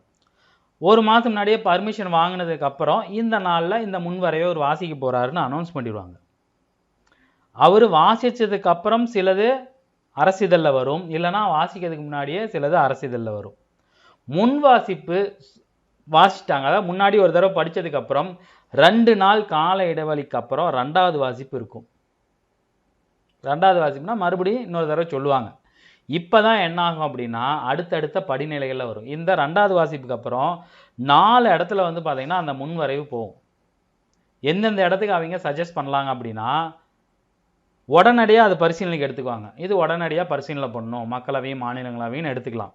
இல்லை அப்படின்னா தேர்வுக்குழுவுக்கு அனுப்பி வச்சுருவாங்க. சரிப்பா, இது நாமெல்லாம் பண்ண முடியாது, இது கொஞ்சம் சப்ஜெக்ட் ரீதியாக இருக்குது, இதை ஒரு தேர்வுக்குழுவை ஃபார்ம் பண்ணி அந்த தேர்வுக்குழுக்கு இதை அனுப்பிடலாம் அப்படிங்கிற ஒரு முடிவு எடுக்கலாம். சரிங்களா? அப்புறம் பார்த்தீங்கன்னா 2 அவையும் சேர்ந்து ஒரு தேர்வுக்குழுவுக்கு அனுப்பலாம். இப்போ மக்களவையில் அனௌன்ஸ் பண்ணுறாங்க, இது கொஞ்சம் சப்ஜெக்ட் ரீதியாக இருக்குது அப்படின்னு சொல்லிட்டு ஒரு தேர்வுக்குழு ஃபார்ம் பண்ணலாம். இல்லைனா மக்களவையில் பேசிட்டு மாநிலங்களவை அனுப்புகிறாங்க, அவங்களுக்கு புரியல, இவங்களுக்கும் புரியல, இப்போ 2 பேரும் சேர்ந்து ஒரு தேர்வுக்குழுவை ஃபார்ம் பண்ணி அதை அனுப்பி அவங்க அறிக்கை கொடுப்பாங்க. அப்படி இல்லை 4வது முறை என்னன்னா, சரி இந்த மாதிரி ஒரு சட்டம் வருது, பொதுமக்களோட சுற்றுக்கு அனுப்பிடலாம் அப்படின்னு கொடுப்பாங்க. அதாவது லாஸ்ட் டைம் பார்த்தீங்கன்னா குடியுரிமை திருத்த சட்டம் வந்துச்சு. அப்புறம் பார்த்தீங்கன்னா குற்றச்சட்டம், பொது சிவில் சட்டம் இருக்கு இல்லையா, அந்த பொது சட்டத்தை பார்த்தீங்கன்னா திருத்துறதுக்கான வழிமுறைகளை பொதுமக்கள் சுற்றுக்கு விட்டாங்க. அந்த மாதிரி சுற்றுக்களுக்கு விட்டு பொதுமக்கள்கிட்ட இருந்து கருத்து கேட்டு அதுக்கேற மாதிரி மாற்றங்கள் பண்ணலாம். ஸோ 4 இருக்குது. இப்போ ஒருத்தர் முன்வரைவை முதல் வாசிப்பு சொல்லிட்டாரு, அடுத்து 2ஆம் வாசிப்பு வந்ததுக்கப்புறம் இந்த இடத்துல தான் பார்த்தீங்கன்னா நான் சொன்ன 4 வழிமுறைகள் இருக்குது. உடனே பரிசீலனைக்கு எடுத்தோன்னா அதுக்கப்புறம் அதை பற்றி இது பண்ணுவாங்க. இப்போ குழு நிலை வந்துருச்சு. ஒரு குழுவுக்கு என்ன பண்ணுறாங்க, அனுப்பினதுக்கப்புறம் அந்த குழு என்ன பண்ணும், அந்த குழுவை ஒன்று ஃபார்ம் பண்ணுவாங்க. ஃபார்ம் பண்ணுறதோட வேலை பார்த்தீங்கன்னா சபாநாயகர் அல்லது மாநிலங்களவை தலைவர். மாநிலங்களவை தலைவர் தான் என்ன சொல்லுவாங்க, அவைத்தலைவர்னு சொல்லுவாங்க. அந்த அவைத்தலைவர் ஒரு அந்த ஒரு குழுவை ஃபார்ம் பண்ணி அந்த குழுவுக்கான உறுப்பினர்களையும் தலைவரையும் தேர்ந்தெடுத்து, இந்தாங்கப்பா இதுதான் முன்வரைவு 2ஆம் வாசிப்பு வந்துருச்சு, இது அக்கு வேற ஆணி வேற பிச்சு இதில் எது நல்லது கெட்டது இருக்குது, எது ஈஸி ஏற்றுக்கலாமா வேணாமான்னு ஒரு அறிக்கை கொடுங்கம்பாங்க. ஸோ அந்த குழு என்ன பண்ணும், எல்லாத்தையும் அலசி ஆராய்ஞ்சு டேட்டாலாம் எடுத்துட்டு அது ஒரு அறிக்கை தாக்கல் பண்ணும். அந்த அறிக்கை நிலை தான் பார்த்திங்கன்னா ரொம்ப முக்கியமானது. அந்த அறிக்கை நிலை தான் அந்த முன்வரைவோட உட்கூறுகள் என்ன, இது எதை பற்றி பேசுது, இது யாருக்கு நல்லது, யாருக்கு கெட்டது, யாருக்கு பாதகம், இதனால் விளையக்கூடிய நன்மைகள் என்ன, இதுக்கு எவ்வளோ பணம் செலவாகும் என்ன அப்படிங்கிறது ஃபுல்லாக சொல்லும். அறிக்கை நிலை முடிஞ்சதுக்கப்புறம் தான் முக்கியமான கட்டம் 3வது வாசிப்பு. 3வது வாசிப்புங்கிறது இப்போ அந்த முன்வரைவு அறிக்கை குழுவுக்கு போய் அது ஒரு ஃபுல்லாக ஃபார்மாக டிசைன் ஆகி டிராஃப்டிலேருந்து ஒரு ஒரிஜினல் பேஜாக கன்வெர்ட் ஆகிடும். இப்போ அந்த ஒரிஜினல் பேஜை 3வது வாசிக்கு அனுப்புவாங்க. அனுப்புனதுக்கப்புறம் இப்போ 2 அவையில் ஏதாவது ஒரு அவை ஏற்றுக்கொள்ளதுக்கப்புறம் இன்னொரு அவைக்கு அனுப்புவாங்க. அந்த அவை அதை பார்த்துட்டு மாற்றங்கள் சொல்லலாம், இல்லை மாற்றங்கள் சொல்லாமல் நிறுத்தி வைக்கலாம். ஒரு 6 மாதத்துக்கு பார்த்திங்கன்னா அதை பார்த்திங்கன்னா கிடப்பிலையும் போடலாம், இல்லை உடனே பார்த்திங்கன்னா அப்ரூவல் பண்ணி உடனே அனுப்பலாம். இப்போ என்ன பண்ணுது, குழு அறிக்கையை தாக்கல் பண்ணி கொடுக்குது, அந்த அறிக்கையை ஒரு அவையிலேருந்து இன்னொரு அவைக்கு போகுது, அந்த அவை உடனே பரிசீலனை பண்ணி அப்ரூவ் கொடுத்துடலாம், இல்லை சில மாற்றங்கள் பண்ணி அப்ரூவல் பண்ண சொல்லலாம், இல்லை அதை அப்படியே கிடப்பில் போடலாம். இதெல்லாம் முடிஞ்சதுக்கப்புறம் கிடப்பில் போட்டு மறுபடியும் வந்து மாற்றினதுக்கப்புறம் கடைசியாக யாருக்கு போவோம் அப்படின்னா குடியரசுத் தலைவருக்கு போகும். குடியரசுத் தலைவர் என்ன பண்ணுவார், அதை பார்த்துட்டு ஒப்புதல் அளித்தார்னா அந்த முன்வரைவு சட்டமாயிடும். இல்லைனா மறுபரிசீலனைக்கு அனுப்புவார். அதை பார்த்துட்டார். இப்போ மாநிலங்களவையிலும் மக்களவையிலும் அந்த முன்வரைவு ஏற்றுக்கொள்ளப்பட்டதுக்கப்புறம் குடியரசுத் தலைவர் ஒப்புதலுக்கு போகுது. குடியரசுத் தலைவர் உடனே ஒப்புதல் கொடுத்துட்டா சட்டமாகிடும். அவர் உடனே ஒப்புதல் கொடுக்கலாம் என்ன பண்ணுவார், இதை மறுபரிசீலனை பண்ணுங்கன்னு சொல்லி ரிட்டன் அனுப்புவார். ரிட்டன் அனுப்புனதுக்கப்புறம் மறுபடியும் மாற்றம் செஞ்சு அந்த குடியரசுத் தலைவருக்கு அனுப்புவாங்க. அப்போ அனுப்புனதுக்கப்புறம் குடியரசுத் தலைவர் என்ன பண்ணலாம், அதை அப்ரூவல் கொடுத்தே ஆகணும். மாற்றம் செஞ்சு அனுப்பிட்டு ரிட்டன் வந்துருச்சுன்னா அவர் மாற்றம் செய்யாமல் அப்படியே கிடப்பிலையும் போட்டு வைக்கலாம். பட் அந்த அளவுக்கு குடியரசுத் தலைவரை விட மாட்டாங்க, அப்ரூவல் கொடுத்தா ஆகணும் குடியரசுத் தலைவர். சரிங்களா? அதற்கப்புறம் அது சட்டமாக இயற்றப்படும். இதுதான் வந்து பார்த்திங்கன்னா ஒரு சட்டம் வர்றதுக்கான பாசிபிலிட்டிஸ். ஃபஸ்ட்டு முதல் வாசிப்பு, அடுத்து இரண்டாம் வாசிப்பு, அடுத்தது குழுநிலை, அந்த குழு அறிக்கை கொடுக்கும். அதற்கப்புறம் மூன்றாவது வாசிப்புக்கு அப்புறம் இரு அவைகளும் நிறைவேற்றப்பட்டு குடியரசுத் தலைவருக்கு அனுப்பப்படும். அதுக்கப்புறம் குடியரசுத் தலைவர் அதற்கு ஒப்புதல் அளித்திருவார். அதுக்கப்புறம் அது சட்டமாக இருக்கப்படும். ஸோ தனிநபர் முன்வரைவு அப்படின்னா எந்த ஒரு அமைச்சரும் அமைச்சர் அல்லாத உறுப்பினர்கள் தாக்கல் செய்யும் வரைவு தான் வந்து பார்த்திங்கன்னா தனிநபர் முன்வரைவு. அதாவது அமைச்சர் அல்லாத உறுப்பினர்கள் அவங்க எந்த முன்வரைவு வேணாலும் கொண்டு வரலாம். அவங்களுக்கு ஒரு டைம் கொடுத்துருப்பாங்க. சரிங்களா? என்னன்னா ஒவ்வொரு வாரமும் வெள்ளிக்கிழமையில் 2 முதல் 6 மணி வரை நிறைய பேர் நிறைய முன்வரைவு கொண்டு வருவாங்க. எல்லாத்தையும் எடுத்துக்க மாட்டாங்க, நிறைய ரிஜெக்ட் பண்ணி விட்டுருவாங்க, ரொம்ப ரேரு.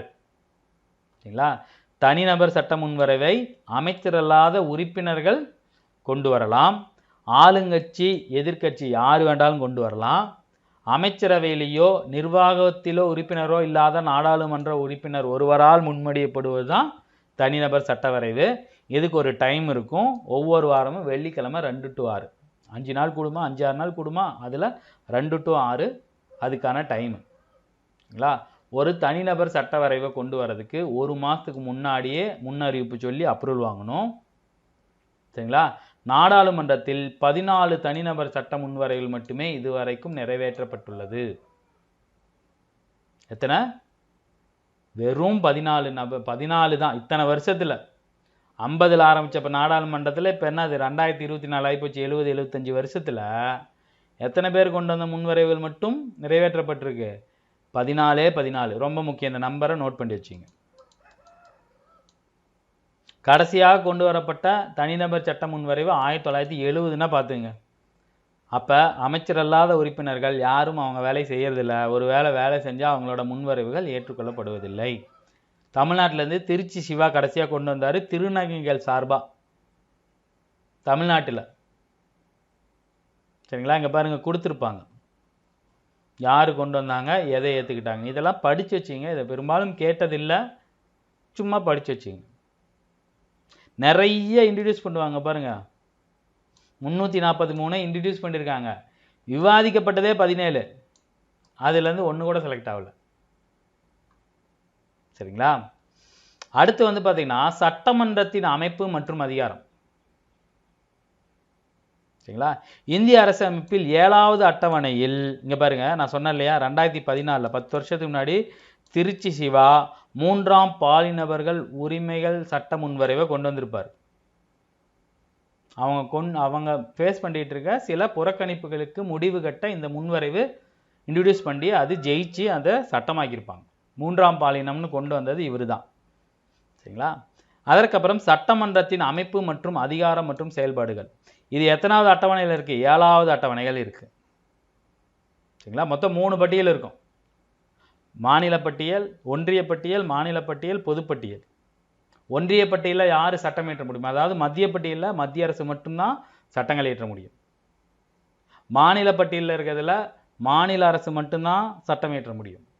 அதே மாதிரி பொதுப்பட்டியலில் இருக்கிறது மத்திய அரசும் சரி மாநில அரசும் சரி ரெண்டுமே சட்டம் இயற்றலாம். இதில் மாநில அரசுக்கும் மத்திய அரசுக்கும் பிரச்சனை வரும்போது மத்திய அரசு என்ன சொல்லுதோ அதுதான் வந்து பார்த்திங்கன்னா சட்டமாக இருக்கும். பேலன்ஸ் இருக்கிறது தான் வந்து பார்த்திங்கன்னா மாநில அரசு. புரியுதா? ஒன்றிய பட்டியல்னா ஒன்றிய அரசு, மானிய பட்டியல்னா மாநில அரசு, பொதுப்பட்டியலில் 2 பேர்த்துக்கும் சண்டை வந்துச்சுன்னா ஒன்றியம் சொல்கிறது தான் மாநிலம் கேட்டாகணும். சரியா? அதற்கப்புறம் சாதாரண முன்வரைவுக்கும் நிதி முன்வரைவுக்கும் என்ன வித்தியாசம்னு சொல்லியிருப்பாங்க.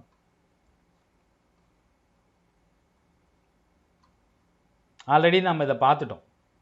சாதாரண முன்வரைவு 2ல் யார் வேணாலும் கொண்டு வரலாம். நிதி முன்வரைவு மக்களவையில் தான் கொண்டு வர முடியும். அமைச்சர் இல்லாத எந்த உறுப்பினராலும் சாதாரண முன்வரைவு அறிமுகப்படுத்த முடியும். ஆனால் நிதி முன்வரைவு அமைச்சர் தான் முன்முகப்படுத்த முடியும். குடியரசுத் தலைவர் பரிந்துரை இல்லாமலே இது பார்த்திங்கன்னா அறிமுகப்படுத்தலாம். ஆனால் நிதி முன்வரைவு குடியரசுத் தலைவரோட அப்ரூவல் வாங்கணும். சாதாரண முன்வரைவை மாநிலங்களவையால் திருத்தவோ நிராகரிக்கவோ முடியும். ஆனால் இதால் நிதி முன்வரைவால் மாநிலங்களவை நிராகரிக்கவோ திருத்தவோ முடியாது. ஆலோசனை மட்டும்தான் கோர முடியும். அதே மாதிரி எந்த முடிவுமே எடுக்காமல் ஏதாவது ஒரு அவை, அதாவது மாநிலங்களவை இந்த முன்வரைவை பார்த்திங்கன்னா 6 மாதம் கிடப்பில் போட முடியும். நிராகரிக்கலாம், அப்ரூவல் கொடுக்கலாம், திருத்தலாம், இல்லை 6 மாதம் எதுவும் பேசாமல் இருக்கலாம். ஆனால் நிதி முன்வரைவை பொறுத்த வரைக்கும் 14 நாட்கள் அவங்களால டிலே தான் பண்ண முடியும் மாநிலங்களவையால். சரிங்களா? அதற்கப்புறம் இதெல்லாம் நம்ம ஆல்ரெடி பார்த்தது தான். ஸோ இந்த இடத்துல மாநில பட்டியல், பொதுப்பட்டியல், மத்திய பட்டியல், மாநில பட்டியல், பொதுப்பட்டியல் கொடுத்துருப்பாங்க. இங்கே பாருங்கள், கல்வி பொதுப்பட்டியலில் இருக்குது. அதனால தான் நீட்டு பிரச்சனையில் மாநிலங்கள் சொல்கிறத கேட்க முடியல. புரியுதா அவங்களுக்கு? நீட்டு ஒரு நல்ல விஷயம்தான், புரிஞ்சுக்கிட்டால் அது நல்ல விஷயம். ஆனால் நீட்டில் ஏன் ஒன்றிய அரசு இவ்வளோ தீர்க்கமாக இருக்கும்போது மற்ற மாநிலங்கள்லாம் சேர்ந்து ஒன்றும் பண்ண முடியல? அது பொதுப்பட்டியலில் இருக்குது. ஆக்சுவலாக கல்வி எதில் இருந்துச்சு? மாநில பட்டியலில் இருந்துச்சு.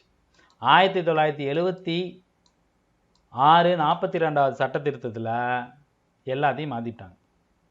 சரிங்களா? இது எதுன்னு பார்த்து படித்து வச்சுக்கோங்க. இதெல்லாம் கேட்டுருவாங்க. டாஸ்மாக் வச்சுக்கிறது சென்ட்ரல் கவர்மெண்ட்டு, அதுதான் ஆடுது. State government. புரியுதா உங்களுக்கு? அதனால தான் சென்ட்ரல் கவர்மெண்ட்டால் எதுவும் பண்ண முடியல. உள்ளாட்சி அரசாங்கம் ஸ்டேட் கவர்மெண்ட், பொது சுகாதாரம் கவர்மெண்டோட ஹாஸ்பிட்டல்ஸு, நிலம், சிறைச்சாலை, சட்டம் ஒழுங்கு, விவசாயம், கால்நடை வளர்ப்பு, மாநில பொதுப்பணிகள், நம்மளோட டிஎன்பிஎஸ்சி, இது எல்லாமே மாநில அரசு. So bank, railway, post office, தந்தி, ஏர்போர்ட்டு, ஹார்பரு, ஃபாரின் இன்வெஸ்ட்மெண்ட்டு, வர்த்தகம், பணம் மற்றும் நாணயம், பாதுகாப்பு, ஆர்மி, அணுசக்தி, வெளிநாட்டு அயல்நாட்டு விவகாரங்கள், போர் மற்றும் அமைதி, இது எல்லாமே யாருக்கு கூட சேர்ந்தது? மத்திய பட்டியல் கூட சேர்ந்தது.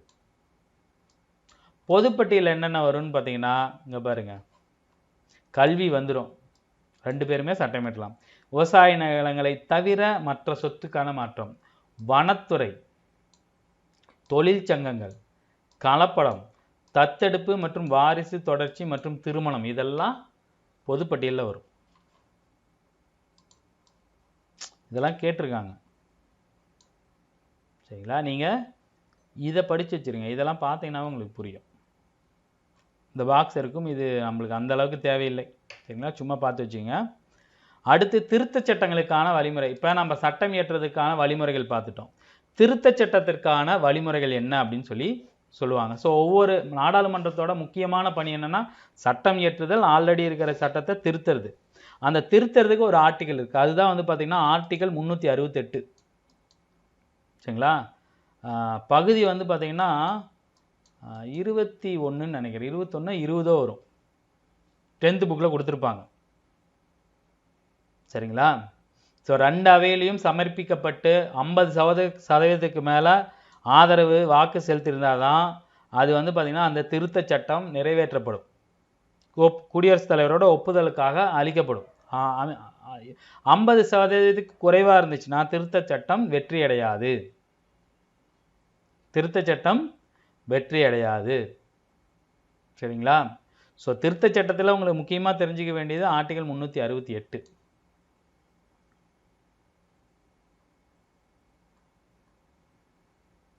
முன்வரைவுக்கு ஒப்புதல் அளிக்காமல் இருப்பது அல்லது மறுபரிசீலனை செய்யுமாறு நாடாளுமன்றத்துக்கு திருப்பி அனுப்புவது குடியரசுத் தலைவரால் செய்ய இயலாது. சில சட்டங்கள் குடியரசுத் தலைவரோட ஒப்புதல் இல்லாமலே சட்டமாகிவிடும். சாதாரண முன்வரைவெல்லாம் குடியரசுத் தலைவர் ஒப்புதல் கொடுக்கணும்னு அவசியம் இல்லை. திருத்த சட்டங்கள் பார்த்திங்கன்னா 3 வகைகளையும் மேற்கொள்ளலாம். இது ரொம்ப முக்கியம். நாடாளுமன்றத்தில் தனி பெரும்பான்மை, நாடாளுமன்றத்தில் சிறப்பு பெரும்பான்மை மற்றும் நாடாளுமன்றத்தில் சிறப்பு பெரும்பான்மை சரிபாதி மாநில சட்டமன்றங்களால் ஏற்புறுதி செய்யப்படுவது. ஸோ இதில் என்ன 3 வகை அப்படின்னா, நாடாளுமன்றத்தின் தனி பெரும்பான்மை அப்படின்னா, இப்போ 2 அவை இருக்கு இல்லையா, ஃபர்ஸ்ட் அவையில் ஒரு சட்டத்தை கொண்டு வராங்க, ஒரு திருத்த சட்டத்தை கொண்டு வராங்க. அதில் ஒரு அவையில் தனி பெரும்பான்மை எத்தனை பேர் ஓட்டு போட்டு அதை இது பண்ணுறாங்க. அடுத்தது இன்னொரு அவையில் ஓட்டு போடுவாங்க. ஸோ 2 அவையிலையும் தனித்தனி பெரும்பான்மை மூலமாக மொத்தமாக அதை இது பண்ணுறது. சிறப்பு பெரும்பான்மை அப்படின்னா மொத்த அவை நாடாளுமன்றத்தோட மொத்த உறுப்பினர்களில் 50% அதிகமாக, அதாவது 3ல் 2 பங்கு பெரும்பான்மை. புரியுதா உங்களுக்கு? இதில் வந்து பார்த்தீங்கன்னா தனித்தனியாக ஒவ்வொரு அவையிலையும் எவ்வளோ பேர் அதுக்கு ஓட்டு போடுறாங்க. இது வந்து பார்த்தீங்கன்னா 2 அவையும் சேர்ந்து 3ல் 2 பங்கு பெரும்பான்மை, அதுதான் வந்து பார்த்தீங்கன்னா சிறப்பு பெரும்பான்மை. 3வது வந்து பார்த்தீங்கன்னா நாடாளுமன்றத்தோட சிறப்பு பெரும்பான்மை ஒன்று வேணும், அதாவது 3ல் 2 பங்கு.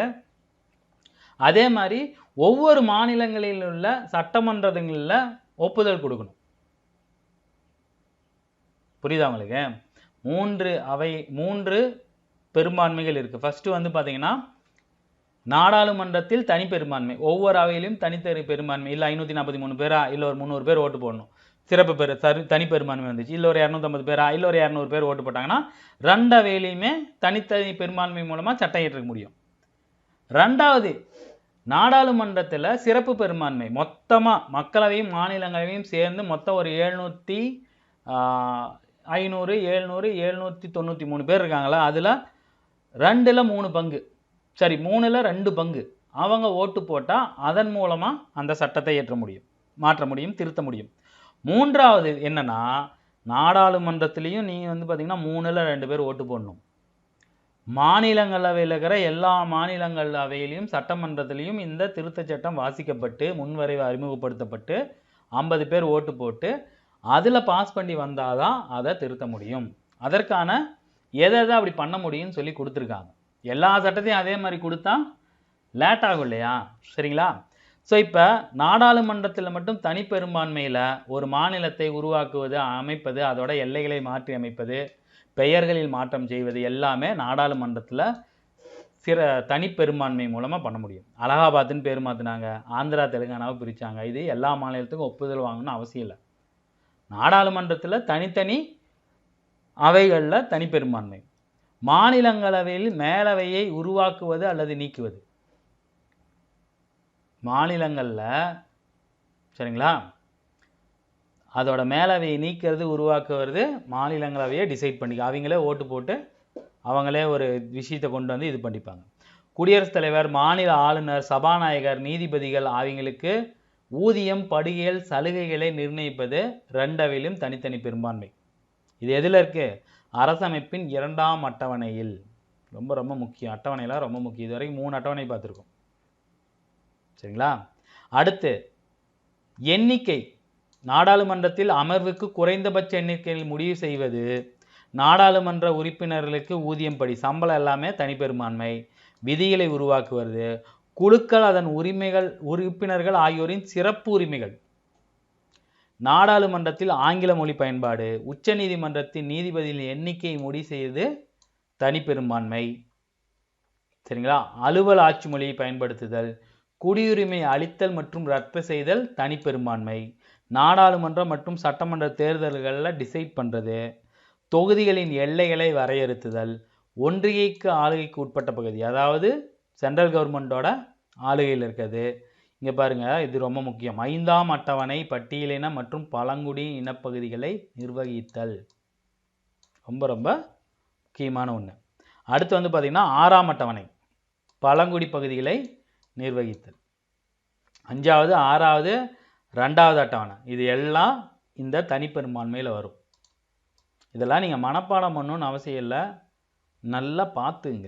மனப்பாடம் பண்ணவும் முடியாது. இந்த அட்டவணை வர்றது பார்த்துங்க. எப்படி கேள்வி வருதுன்னா, 5ஆம் அட்டவணையில் சட்டங்களை இயற்றுவதற்கு நாடாளுமன்றம் தனிப்பெரும்பான்மையா சிறப்பு பெரும்பான்மையான்னு கேள்வி வரும். சரிங்களா? அடுத்து சிறப்பு பெரும்பான்மை. சரிங்களா? இது எதுனா அடிப்படை உரிமைகள், அரசு கொள்கைகள், நெறிமுறைகள், முதல் மற்றும் மூன்றாவது பிரிவுகளில் குறிப்பிடாத மற்ற விதிமுறைகள் திருத்தங்கள், சரிங்களா, இது எல்லாமே சிறப்பு பெரும்பான்மை. அதுக்கப்புறம் மாநில கவர்மெண்ட்டுக்கிட்டேருந்து சட்டமன்றத்துக்கிட்ட இருந்தும் வாங்கணும் இல்லையா, அது என்னதுன்னு வந்து பார்த்திங்கன்னா குடியரசுத் தலைவர் தேர்தல். அது வேறு வழியில் எல்லாருமே ஓட்டு போட்டாகணும். மத்திய மாநிலங்களின் நிர்வாக அதிகாரத்தோட விளக்கம், உச்சநீதிமன்ற உயர்நீதிமன்றங்கள் எங்கேயாவது புதுசாக கட்டணுமா கட்டக்கூடாதா, இல்லை வந்து வேறு ஏதாவது பண்ணணுமா அப்படிங்கிறது.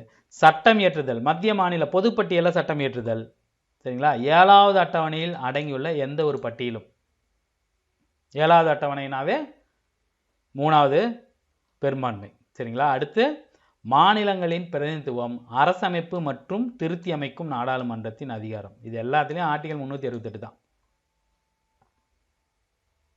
சரிங்களா. அடுத்து நாம் பார்க்க போகிறது வந்து பார்த்திங்கன்னா, இவ்வளோ நேரம் நம்ம பார்த்தது மத்திய அரசு.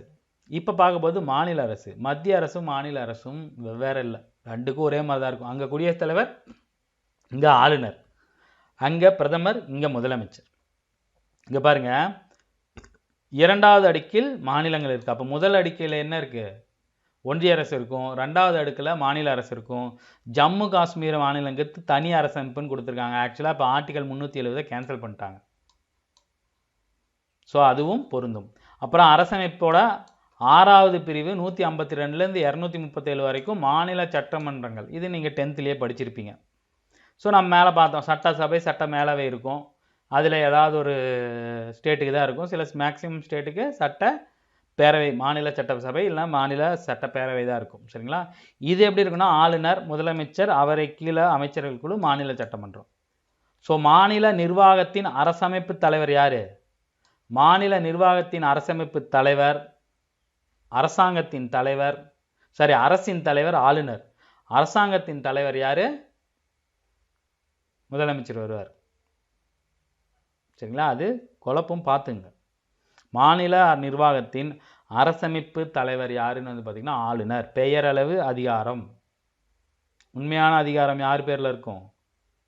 இவர் பேரில் இருக்கும், முதலமைச்சர்கிட்ட இருக்கும். ஸோ மாநில ஆளுநர் குடியரசுத் தலைவரால், இது எல்லாமே நீங்கள் பார்த்துருப்பீங்க, 10th பார்த்தது தான் மேக்ஸிமம் இருக்கும். 35 வயசு, சரிங்களா. யார் யாரை நியமிப்பார், எத்தனை பங்கு இருக்கும், இது எல்லாமே நீங்கள் 10th பார்த்தது தான் இருக்கும், பெருசாக எதுவும் இருக்காது. முதலமைச்சரோட நிலை பார்த்துருப்பீங்க. இதில் ஒரு ஆர்டிகல் கொடுத்துருப்பாங்க, இதில் எந்த ஆர்டிகலும் கொடுக்கல, சரிங்களா. இதில் வந்து பார்த்திங்கன்னா 2 ஆர்டிகல் கொடுத்துருப்பாங்க.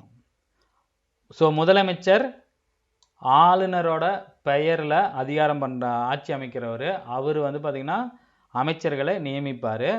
அவரை தலைவராக கொண்ட அமைச்சர் குழு நாட்டை வழிநடத்தும், சரிங்களா, அதாவது அந்த மாநிலத்தை வழிநடத்தும். ஸோ இந்திய அரசமைப்பின் 164 ஆர்டிகல் 160 படி மாநிலத்தின் முதல்வர் நியமிக்கப்பட வேண்டும். ஸோ முதலமைச்சருக்கோட ஆர்டிகல் 164(1), சரிங்களா. அதுக்கப்புறம் இதெல்லாம் நீங்கள் பார்த்துருப்பீங்க. ஸோ ஆர்டிகல் 163 எது பேசுது? ஆளுநருக்கு உதவியாக முதலமைச்சர் தலைமையில் அமைச்சர்கள் குழு. ஸோ 164 முதலமைச்சர், மாநிலத்தின் முதலமைச்சர் நியமிக்கப்பட வேண்டும். 163 எது? ஆளுநரோட முதலமைச்சருக்கு ஆளுநருக்கு உதவி செய்கிறதுக்கு முதலமைச்சர் தலைமையில் ஒரு அமைச்சர் குழுனா ஆர்டிகல் 163 1வது உறுப்பு. ஸோ 163வது ஆர்டிகல் 1 எதை பற்றி பேசுது? ஆளுநர் நியமிக்கிறாரு அமைச்சர் குழுவை, யாரோட தலைமையில்? முதலமைச்சர் தலைவர். அமைச்சர் குழு நான் வச்சுங்க, 164 மாநிலங்களின் முதல்வர்னு நான் வச்சுங்க, சரிங்களா. இதுக்கப்புறம் வந்து பார்த்தீங்கன்னா சட்டமன்றத்தோட சபாநாயகர், நம்ம எப்படி வந்து மேலே வந்து பார்த்தோமோ அதே அளவு தான் இருக்கும், அதே விஷயந்தான் இருக்கும், சரிங்களா. துணை சபாநாயகர்னு ஒன்று இருக்கும். சபாநாயகர் இல்லாதப்ப துணை சபாநாயகர் இருப்பார். சபாநாயகரோட கடமை பொதுவையெல்லாம் வந்து இவர் இல்லாதப்ப அவர் தலைமை நடத்துவார், சரிங்களா. அதுக்கப்புறம் வந்து பார்த்திங்கன்னா இதோட இந்த பாடத்தில் மேக்ஸிமம் முடியுது. அதுக்கப்புறம் நம்ம பார்க்க வேண்டியது முக்கியமானது எதுன்னு வந்து பார்த்திங்கன்னா நாடாளுமன்ற குழுக்கள். லாஸ்ட் டைம் நடந்த குரூப் 4ல் இதை பற்றி ஒரு கேள்வி நடந்துச்சு. அதான் 2019-20 நடந்துச்சு இல்லையா. அதில் வந்து பார்த்திங்கன்னா இதை பற்றி இருந்துச்சு. சாரி, 22 நடந்த தேர்வில் கொடுத்துருந்தாங்க. ஸோ நாடாளுமன்றத்தில் 2 வகையான குழுக்கள் இருக்கும். ஒன்று வந்து பார்த்திங்கன்னா நிலைக்குழுக்கள், இன்னொன்று வந்து பார்த்திங்கன்னா தற்காலிக குழுக்கள். தற்காலிகம்னாவே ஒரு விஷயத்துக்கோசரம் உருவாக்கப்படுவாங்க, அந்த விஷயம் முடிஞ்சதுக்கப்புறம் அந்த குழு கலைச்சிருவாங்க. இதுதான் வந்து பார்த்திங்கன்னா தற்காலிக குழுக்கள். ஸோ நிலைக்குழுக்கள் வந்து பார்த்திங்கன்னா 6 வகையாக பிரிச்சிருப்பாங்க. தற்காலிக குழுக்களை 2 வகையாக பிரிப்பாங்க, விசாரணை குழு, ஆலோசனை குழு. சரிங்களா? நிலைக்குழுக்களும் 6 வகை. முதல்ல நிலைக்குழுக்கள், இது வந்து பார்த்திங்கன்னா நிரந்தரமான குழுக்கள். உறுப்பினர்கள் மட்டும் மாறிக்கிட்டே இருப்பாங்க, ஆனால் குழுக்கள் அப்படியே தான் இருக்கும். ஒவ்வொரு ஆண்டும் புதிய புதிய உறுப்பினர்கள் வரும். சரிங்களா? ஸோ நிதிக்குழு அப்படின்னா பணம் சம்மந்தப்பட்டது, பொது கணக்கு, ஒரு கணக்கை பார்க்கறது, ஒரு இதை வந்து மதிப்பீடு பண்ணுறது. பொதுத்துறை நிறுவனங்களுக்கான குழு. பொதுத்துறை நிறுவனங்களும் அது எதை கையாளுது? மணியை தானே அது வந்து ப்ரொடியூஸ் பண்ணுது. ஸோ பணத்தை உருவாக்குறதுக்கான குழு தானே பொதுத்துறை. ஒரு பொதுத்துறைனா என்னது? ஒரு ஸ்டீல் ஃபேக்ட்ரி இருக்குது அப்படின்னா, இப்போ சேலத்தில் ஒரு ஸ்டீல் ஃபேக்ட்ரினா அது பொதுத்துறை. அந்த நிறுவனங்களுக்கான ஒரு குழு. அதில் எவ்வளோ பணம் வருது போகுது, எவ்வளோ சேல்ஸ் ஆகுதுன்னு பார்க்கலாம். ஸோ நிறைய பொதுத்துறை இருக்குது, அந்த பொதுத்துறை நிறுவனங்களுக்காக ஒவ்வொரு குழு அமைக்கப்படும். இது நிதிக்குழுக்கள். அடுத்து துறைசார் குழுக்கள். இது ஏன் கொடுக்கல அப்படின்னா, எவ்வளோ துறை இருக்குது. வணிகத்துறை இருக்குது, காப்பீட்டுத்துறை இருக்குது, கம்ப்யூட்டர் இருக்குது, அப்புறம் வந்து பார்த்திங்கன்னா அப்புறம் இந்த கம்யூனிகேஷன் துறை இருக்குது, போக்குவரத்து துறை இருக்குது, கப்பல் துறை இருக்குது, விமானத்துறை இருக்குது, ஆர்மி சம்மந்தமான சில துறைகள் இருக்குது, எவ்வளோ துறை இருக்குது. அந்த துறை சார்ந்த குழுக்கள் எல்லாமே நிலைக்குழுக்கள். அடுத்து வந்து பார்த்திங்கன்னா விசாரணை குழுக்கள். இது விசாரணை குழுக்கள். அதில் வந்து 3 பிரிவு இருக்குது. மனுக்கள் குழு, விசாரணை பண்ணுறதுக்கு மனு கொடுப்பாங்க, அந்த மனுவை பெறதுக்கு அதை வாசிக்கிறதுக்கு ஒரு குழு. சிறப்புரிமை குழு, சிறப்புரிமை இருக்கா இல்லையா, அதில் ஏதாவது பிரச்சனை இருக்கா அப்படின்னு பார்க்கக்கூடிய சிறப்புரிமை குழு. அதுக்கப்புறம் நன்னெறி குழு, நன்னெறிக்கு மாறி ஏதாவது நடந்துட்டாங்கன்னா அதனை விசாரணை செய்யக்கூடிய குழுக்கள். சரிங்களா? அதுக்கப்புறம் கண்காணிப்பு மற்றும் கட்டுப்பாட்டு குழுக்கள். இதுக்கு கீழே என்னென்ன வரும்னா, அரசாங்க உத்தரவாதங்களுக்கான குழு. அரசாங்கம் ஏதாவது உத்தரவாதம் கொடுக்குதுன்னா அதற்கான குழு. துணை சட்டங்களுக்கான குழு, அட்டவணையில் எழுதப்பட்ட ஆவணங்களின் குழு, பட்டியல் இனத்தவர் மற்றும் பழங்குடியினருக்கான குழுக்கள், பெண்களுக்கு அதிகாரம் அளித்தலுக்கான குழுக்கள், ஆதாயம் தரும் பதவிகளுக்கான இணைக்குழுக்கள். இதெல்லாம் மனப்பாடம் பண்ண முடியாது. இந்த 6 குழுக்களை மனப்பாடம் பண்ணி வச்சுங்க. அது கீழே வர சப்குழுக்கள்லாம் பார்த்து வச்சுருங்க. கேள்வி வந்திருக்குங்க. இப்போ பாருங்கள், இதில் எது தற்காலிக குழுன்னு சொல்லிட்டு இந்த 3 கொடுத்துட்டு இதில் இல்லாத ஒன்று கேட்டானுங்க. சரிங்களா? அவையின் தினசரி அலுவல்களுக்கான குழு. அவையில் டெய்லி என்ன நடக்கும், அன்னைக்கு என்ன நடக்க போகுது, அதை ஆலோசனை பண்ணுறதுக்காக அலுவல் ஆலோசனை குழு. அதுக்கப்புறம் தனிநபர் ஒருத்தர் முன்வரைவு கொண்டு வருவாரா, அதை வந்து பார்த்திங்கன்னா சபாநாயகர் எல்லாத்தையும் படிச்சுட்டு இருக்க முடியாது. ஸோ அதை படித்து சொல்கிறதுக்கு, அதை பண்ணுறதுக்கான தீர்மானங்களுக்கான ஒரு குழு. விதிகளை உருவாக்குவதற்கான குழு. கூட்டத்தொடரில் வராத உறுப்பினர் அவங்கள நோட் பண்ணுறது, அவங்கள பற்றி அவங்களுக்கு சொல்லக்கூடிய ஒரு குழு. இது எல்லாமே தினசரி அலுவலர்களுக்கான குழு. டெய்லி இவங்களுக்கு வேலை இருக்கும். அடுத்து வந்து பார்த்திங்கன்னா சேவை குழு. சேவை யாருக்கான குழு அப்படின்னு வந்து பார்த்திங்கன்னா பொது தேவைகள் குழு. நாடாளுமன்றத்தில் பொதுவான சில சேவைகள் இருக்கும். நாடாளுமன்றத்தில் இருக்கிற உறுப்பினர்களுக்கு சேவைகள் வசதிகள் கரெக்டாக கிடைக்கிறதுக்கான குழு தான் சேவை குழு. இவங்களோட சேவை மக்களுக்கு இல்லை, நாடாளுமன்ற உறுப்பினருக்கானது. அடுத்தது அவை குழுக்கள். அந்தந்த அவை, மக்களவைக்குன்னு ஒரு குழு இருக்கும், மாநிலவை குழு இருக்கும், அந்த இடத்த சுத்தமாக வச்சுக்கிறது, அவங்களுக்கான வேலையை பண்ணுறது அந்த குழு. அடுத்து நூலக குழு. இப்போ அவங்க பேச போகிறாங்கன்னா ஏதாவது ஒரு புக்கை ரெஃபர் பண்ணுறாங்கன்னா நூலகம் இருக்கும். இந்த குழுலாம் எதுக்குன்னு தெரியல, படிக்கிறாங்களான்னு தெரியல நம்மளோட எம்பிஸ்லாம். ஸோ அதுக்கான குழு. உறுப்பினர்களுக்கான ஊதியம் மற்றும் படிகளுக்கான இணைக்குழு. சேலரி போடணும்ல, அவங்களுக்கான சேலரிக்கான குழு. இது எல்லாமே இந்த 6 நிலைக்குழுக்களில் வரும். ஸோ இது எல்லாமே நிரந்தர குழுக்கள். நிலைக்குழுக்கள் புதுசாக உருவாக்கப்படும், உறுப்பினர்கள் புதுசாக வருவாங்க போவாங்க, ஆனால் இது எல்லாமே நிலையான. அடுத்த தற்காலிக குழு. தற்காலிகமாக ஒரு விஷயத்துக்கோசரம் அந்த குழு ஆரம்பிப்பாங்க, அந்த விசாரணை முடிஞ்சோடனே அந்த குழுவை மூடிடுவாங்க. சரிங்களா? இதில் 2 வகையாக பிரிக்கும், விசாரணை குழு, ஆலோசனை குழு. சரிங்களா? இது கீழே கொடுத்துருக்காங்க சில குழுக்கள். மதிப்பீட்டு குழு. பரிசோதகருக்கும் மதிப்பீட்டாளருக்கும் அறிவுறுத்துவது, பொருளாதாரம் சேர்ந்த கொள்கைகள், அதை வந்து பரிந்துரை அளிக்கிறது, அதுதான் வந்து பார்த்திங்கன்னா மதிப்பீட்டு. ஒரு விஷயத்தை மதிப்பீட்டு கொடுக்குறது. இங்கே பாருங்க, இங்கேயும் ஒரு மதிப்பீட்டு குழு இருக்குது. சரிங்களா? பொது கணக்குழு இருக்குது. இங்கே இருக்கிற குழுக்களுக்கான டெஃபினிஷன் தான் இது. இது கீழே வரல. நல்லா பார்த்துங்க. தற்காலிக குழுக்கள்னால் 2 குழுக்கள் தான். விசாரணை, ஒரு விஷயம் வருது, அதுக்கு விசாரணைக்கு ஒரு குழு ஃபார்ம் பண்ணுவாங்க. அந்த குழு வந்து எல்லாத்தையும் விசாரித்து ஒரு அறிக்கையை தாக்கல் பண்ணும். அந்த அறிக்கையின் பிரகாரம் நாடாளுமன்றம் ஒரு முடிவெடுக்கும். இதுக்கப்புறம் ஆலோசனை குழு அப்படின்னா 2 கவர்மெண்ட்டுக்குள்ளேயே பிரச்சனை வரும். 2 சென்ட்ரல் கவர்மெண்ட் ஸ்டேட்மெண்ட்டுக்குள்ளே பிரச்சனை வரலாம், வேறு ஏதாவது விஷயத்தில் பண்ணலாம். அதுக்கு அந்த துறை சார்ந்த வல்லுநர்களை வச்சு ஒரு ஆலோசனை குழு ஃபார்ம் பண்ணுவாங்க. அந்த ஆலோசனை குழு ஒரு அறிக்கையோ ஒரு ஆலோசனையை கொடுக்கும். அதை ஏற்றுக்கிட்டு சட்டம் இயற்றுவாங்க. இதுதான் ஆலோசனை குழு. சரிங்களா? இதெல்லாம் வந்து பார்த்திங்கன்னா இங்கே இருக்கிற இந்த 3 குழுக்கள் இருக்குது இல்லையா? இங்கே பாருங்கள், மதிப்பீட்டு குழு, பொது கணக்கு குழு, பொதுத்துறை நிறுவனங்களுக்கு குழு. இதுக்கான டெஃபினிஷன். மதிப்பீட்டுனா ஒரு விஷயத்தை மதிப்பீட்டு கொடுக்கறது, எவ்வளவு வேல்யூ வருது அப்படிங்கிறத மதிப்பீட்டு குழு. பொது கணக்கு குழு அப்படின்னா ஒரு மாநிலத்துக்கு மத்திய அரசுக்கு பணம் அனுப்புகிறாங்களா, அந்த பணத்தை எப்படி இது செலவு பண்ணுது, பணத்தை எப்படி பட்டுவாடா பண்ணுச்சு, பணத்தை ஒழுங்காக செலவு பண்ணாங்களா இல்லையா, அதற்கான ரசீது அதெல்லாம் வச்சுருக்காங்களா, திருடிக்கிட்டானுங்களா, ஊழல் பண்ணாங்களான்னு அந்த பொது செலவுக்கு பண்ணக்கூடிய பொது கணக்கை நிர்வகிக்கக்கூடிய குழு தான் வந்து பார்த்திங்கன்னா பொது கணக்குக்கான குழு. சரிங்களா? அடுத்து பொதுத்துறை நிறுவனங்களுக்கான குழு. இந்த நிதிக்குழுவில் இருக்கிற 3 குழு. இப்போ பொதுத்துறை நிறுவனம் அப்படின்னா இப்போ வந்து பார்த்திங்கன்னா ஒரு ஸ்டீலாக இருக்கட்டும், ஒரு கோல் இந்தியாவாக இருக்கட்டும், அதில் எவ்வளோ வியாபாரம் நடக்குது, அதில் எல்லா பணமும் கரெக்டாக கணக்குக்குள்ளே வருதா அப்படின்னு தணிக்கை செய்யும் இல்லையா, அந்த தணிக்கைக்கான குழு தான் வந்து பார்த்திங்கன்னா பொதுத்துறை நிறுவனங்களுக்கான குழு. ஒரு டெண்டர் விடுவாங்க, அந்த டெண்டர் கரெக்டாக விட்டுருக்காங்களா, அந்த டெண்டருக்கான வேல்யூ எவ்வளவு, கோர் பண்ணது எவ்வளவு, பணம் வந்துருச்சா, அவனுக்கு அது லாபகமாக போகுதா, மாற்றணுமா ஏதாவது, இது எப்படி இன்னும் இது பண்ணுறது, அந்த பொதுத்துறை நிறுவனங்களை சரியாக தணிக்கை செய்வதற்கான குழு தான் பொது நிறுவனங்களின் குழு. சரிங்களா? இதோட இந்த பாடம் முடியுது. கிட்டத்தட்ட 1.25 மணி நேரம் உங்களுக்கு போயிருக்கும். இதில் ஆர்டிக்கல்னு வந்து பார்த்திங்கன்னா ஒரு 10 ஆர்டிக்கல் வரும். ஆர்டிக்கல் 110 வரும், 163, 64 வரும், 120 வரும். சரிங்களா? அட்டவணை ஒரு 4-5 அட்டவணை வரும். ஆனால் கூற்றில் இந்த வீடியோவை பார்த்துட்டு இந்த பாடம் படிக்கிறீங்க அப்படின்னா இதுலேருந்து நீங்கள் எந்த கூற்றுகள் கேட்டாலும் உங்களால் பதில் சொல்ல முடியும். சரிங்களா? ஸோ இந்த வீடியோ பதிவு உங்களுக்கு பயனுள்ளதாக இருக்கும்னு நினைக்கிறேன். நானும் தொடர்ந்து ஒரு 1.25 மணி நேரம் அப்படியே போயிட்டுருக்கு. ஸோ உங்களுக்கு இது ஈஸியாக இருக்கும்னு நினைக்கிறேன்.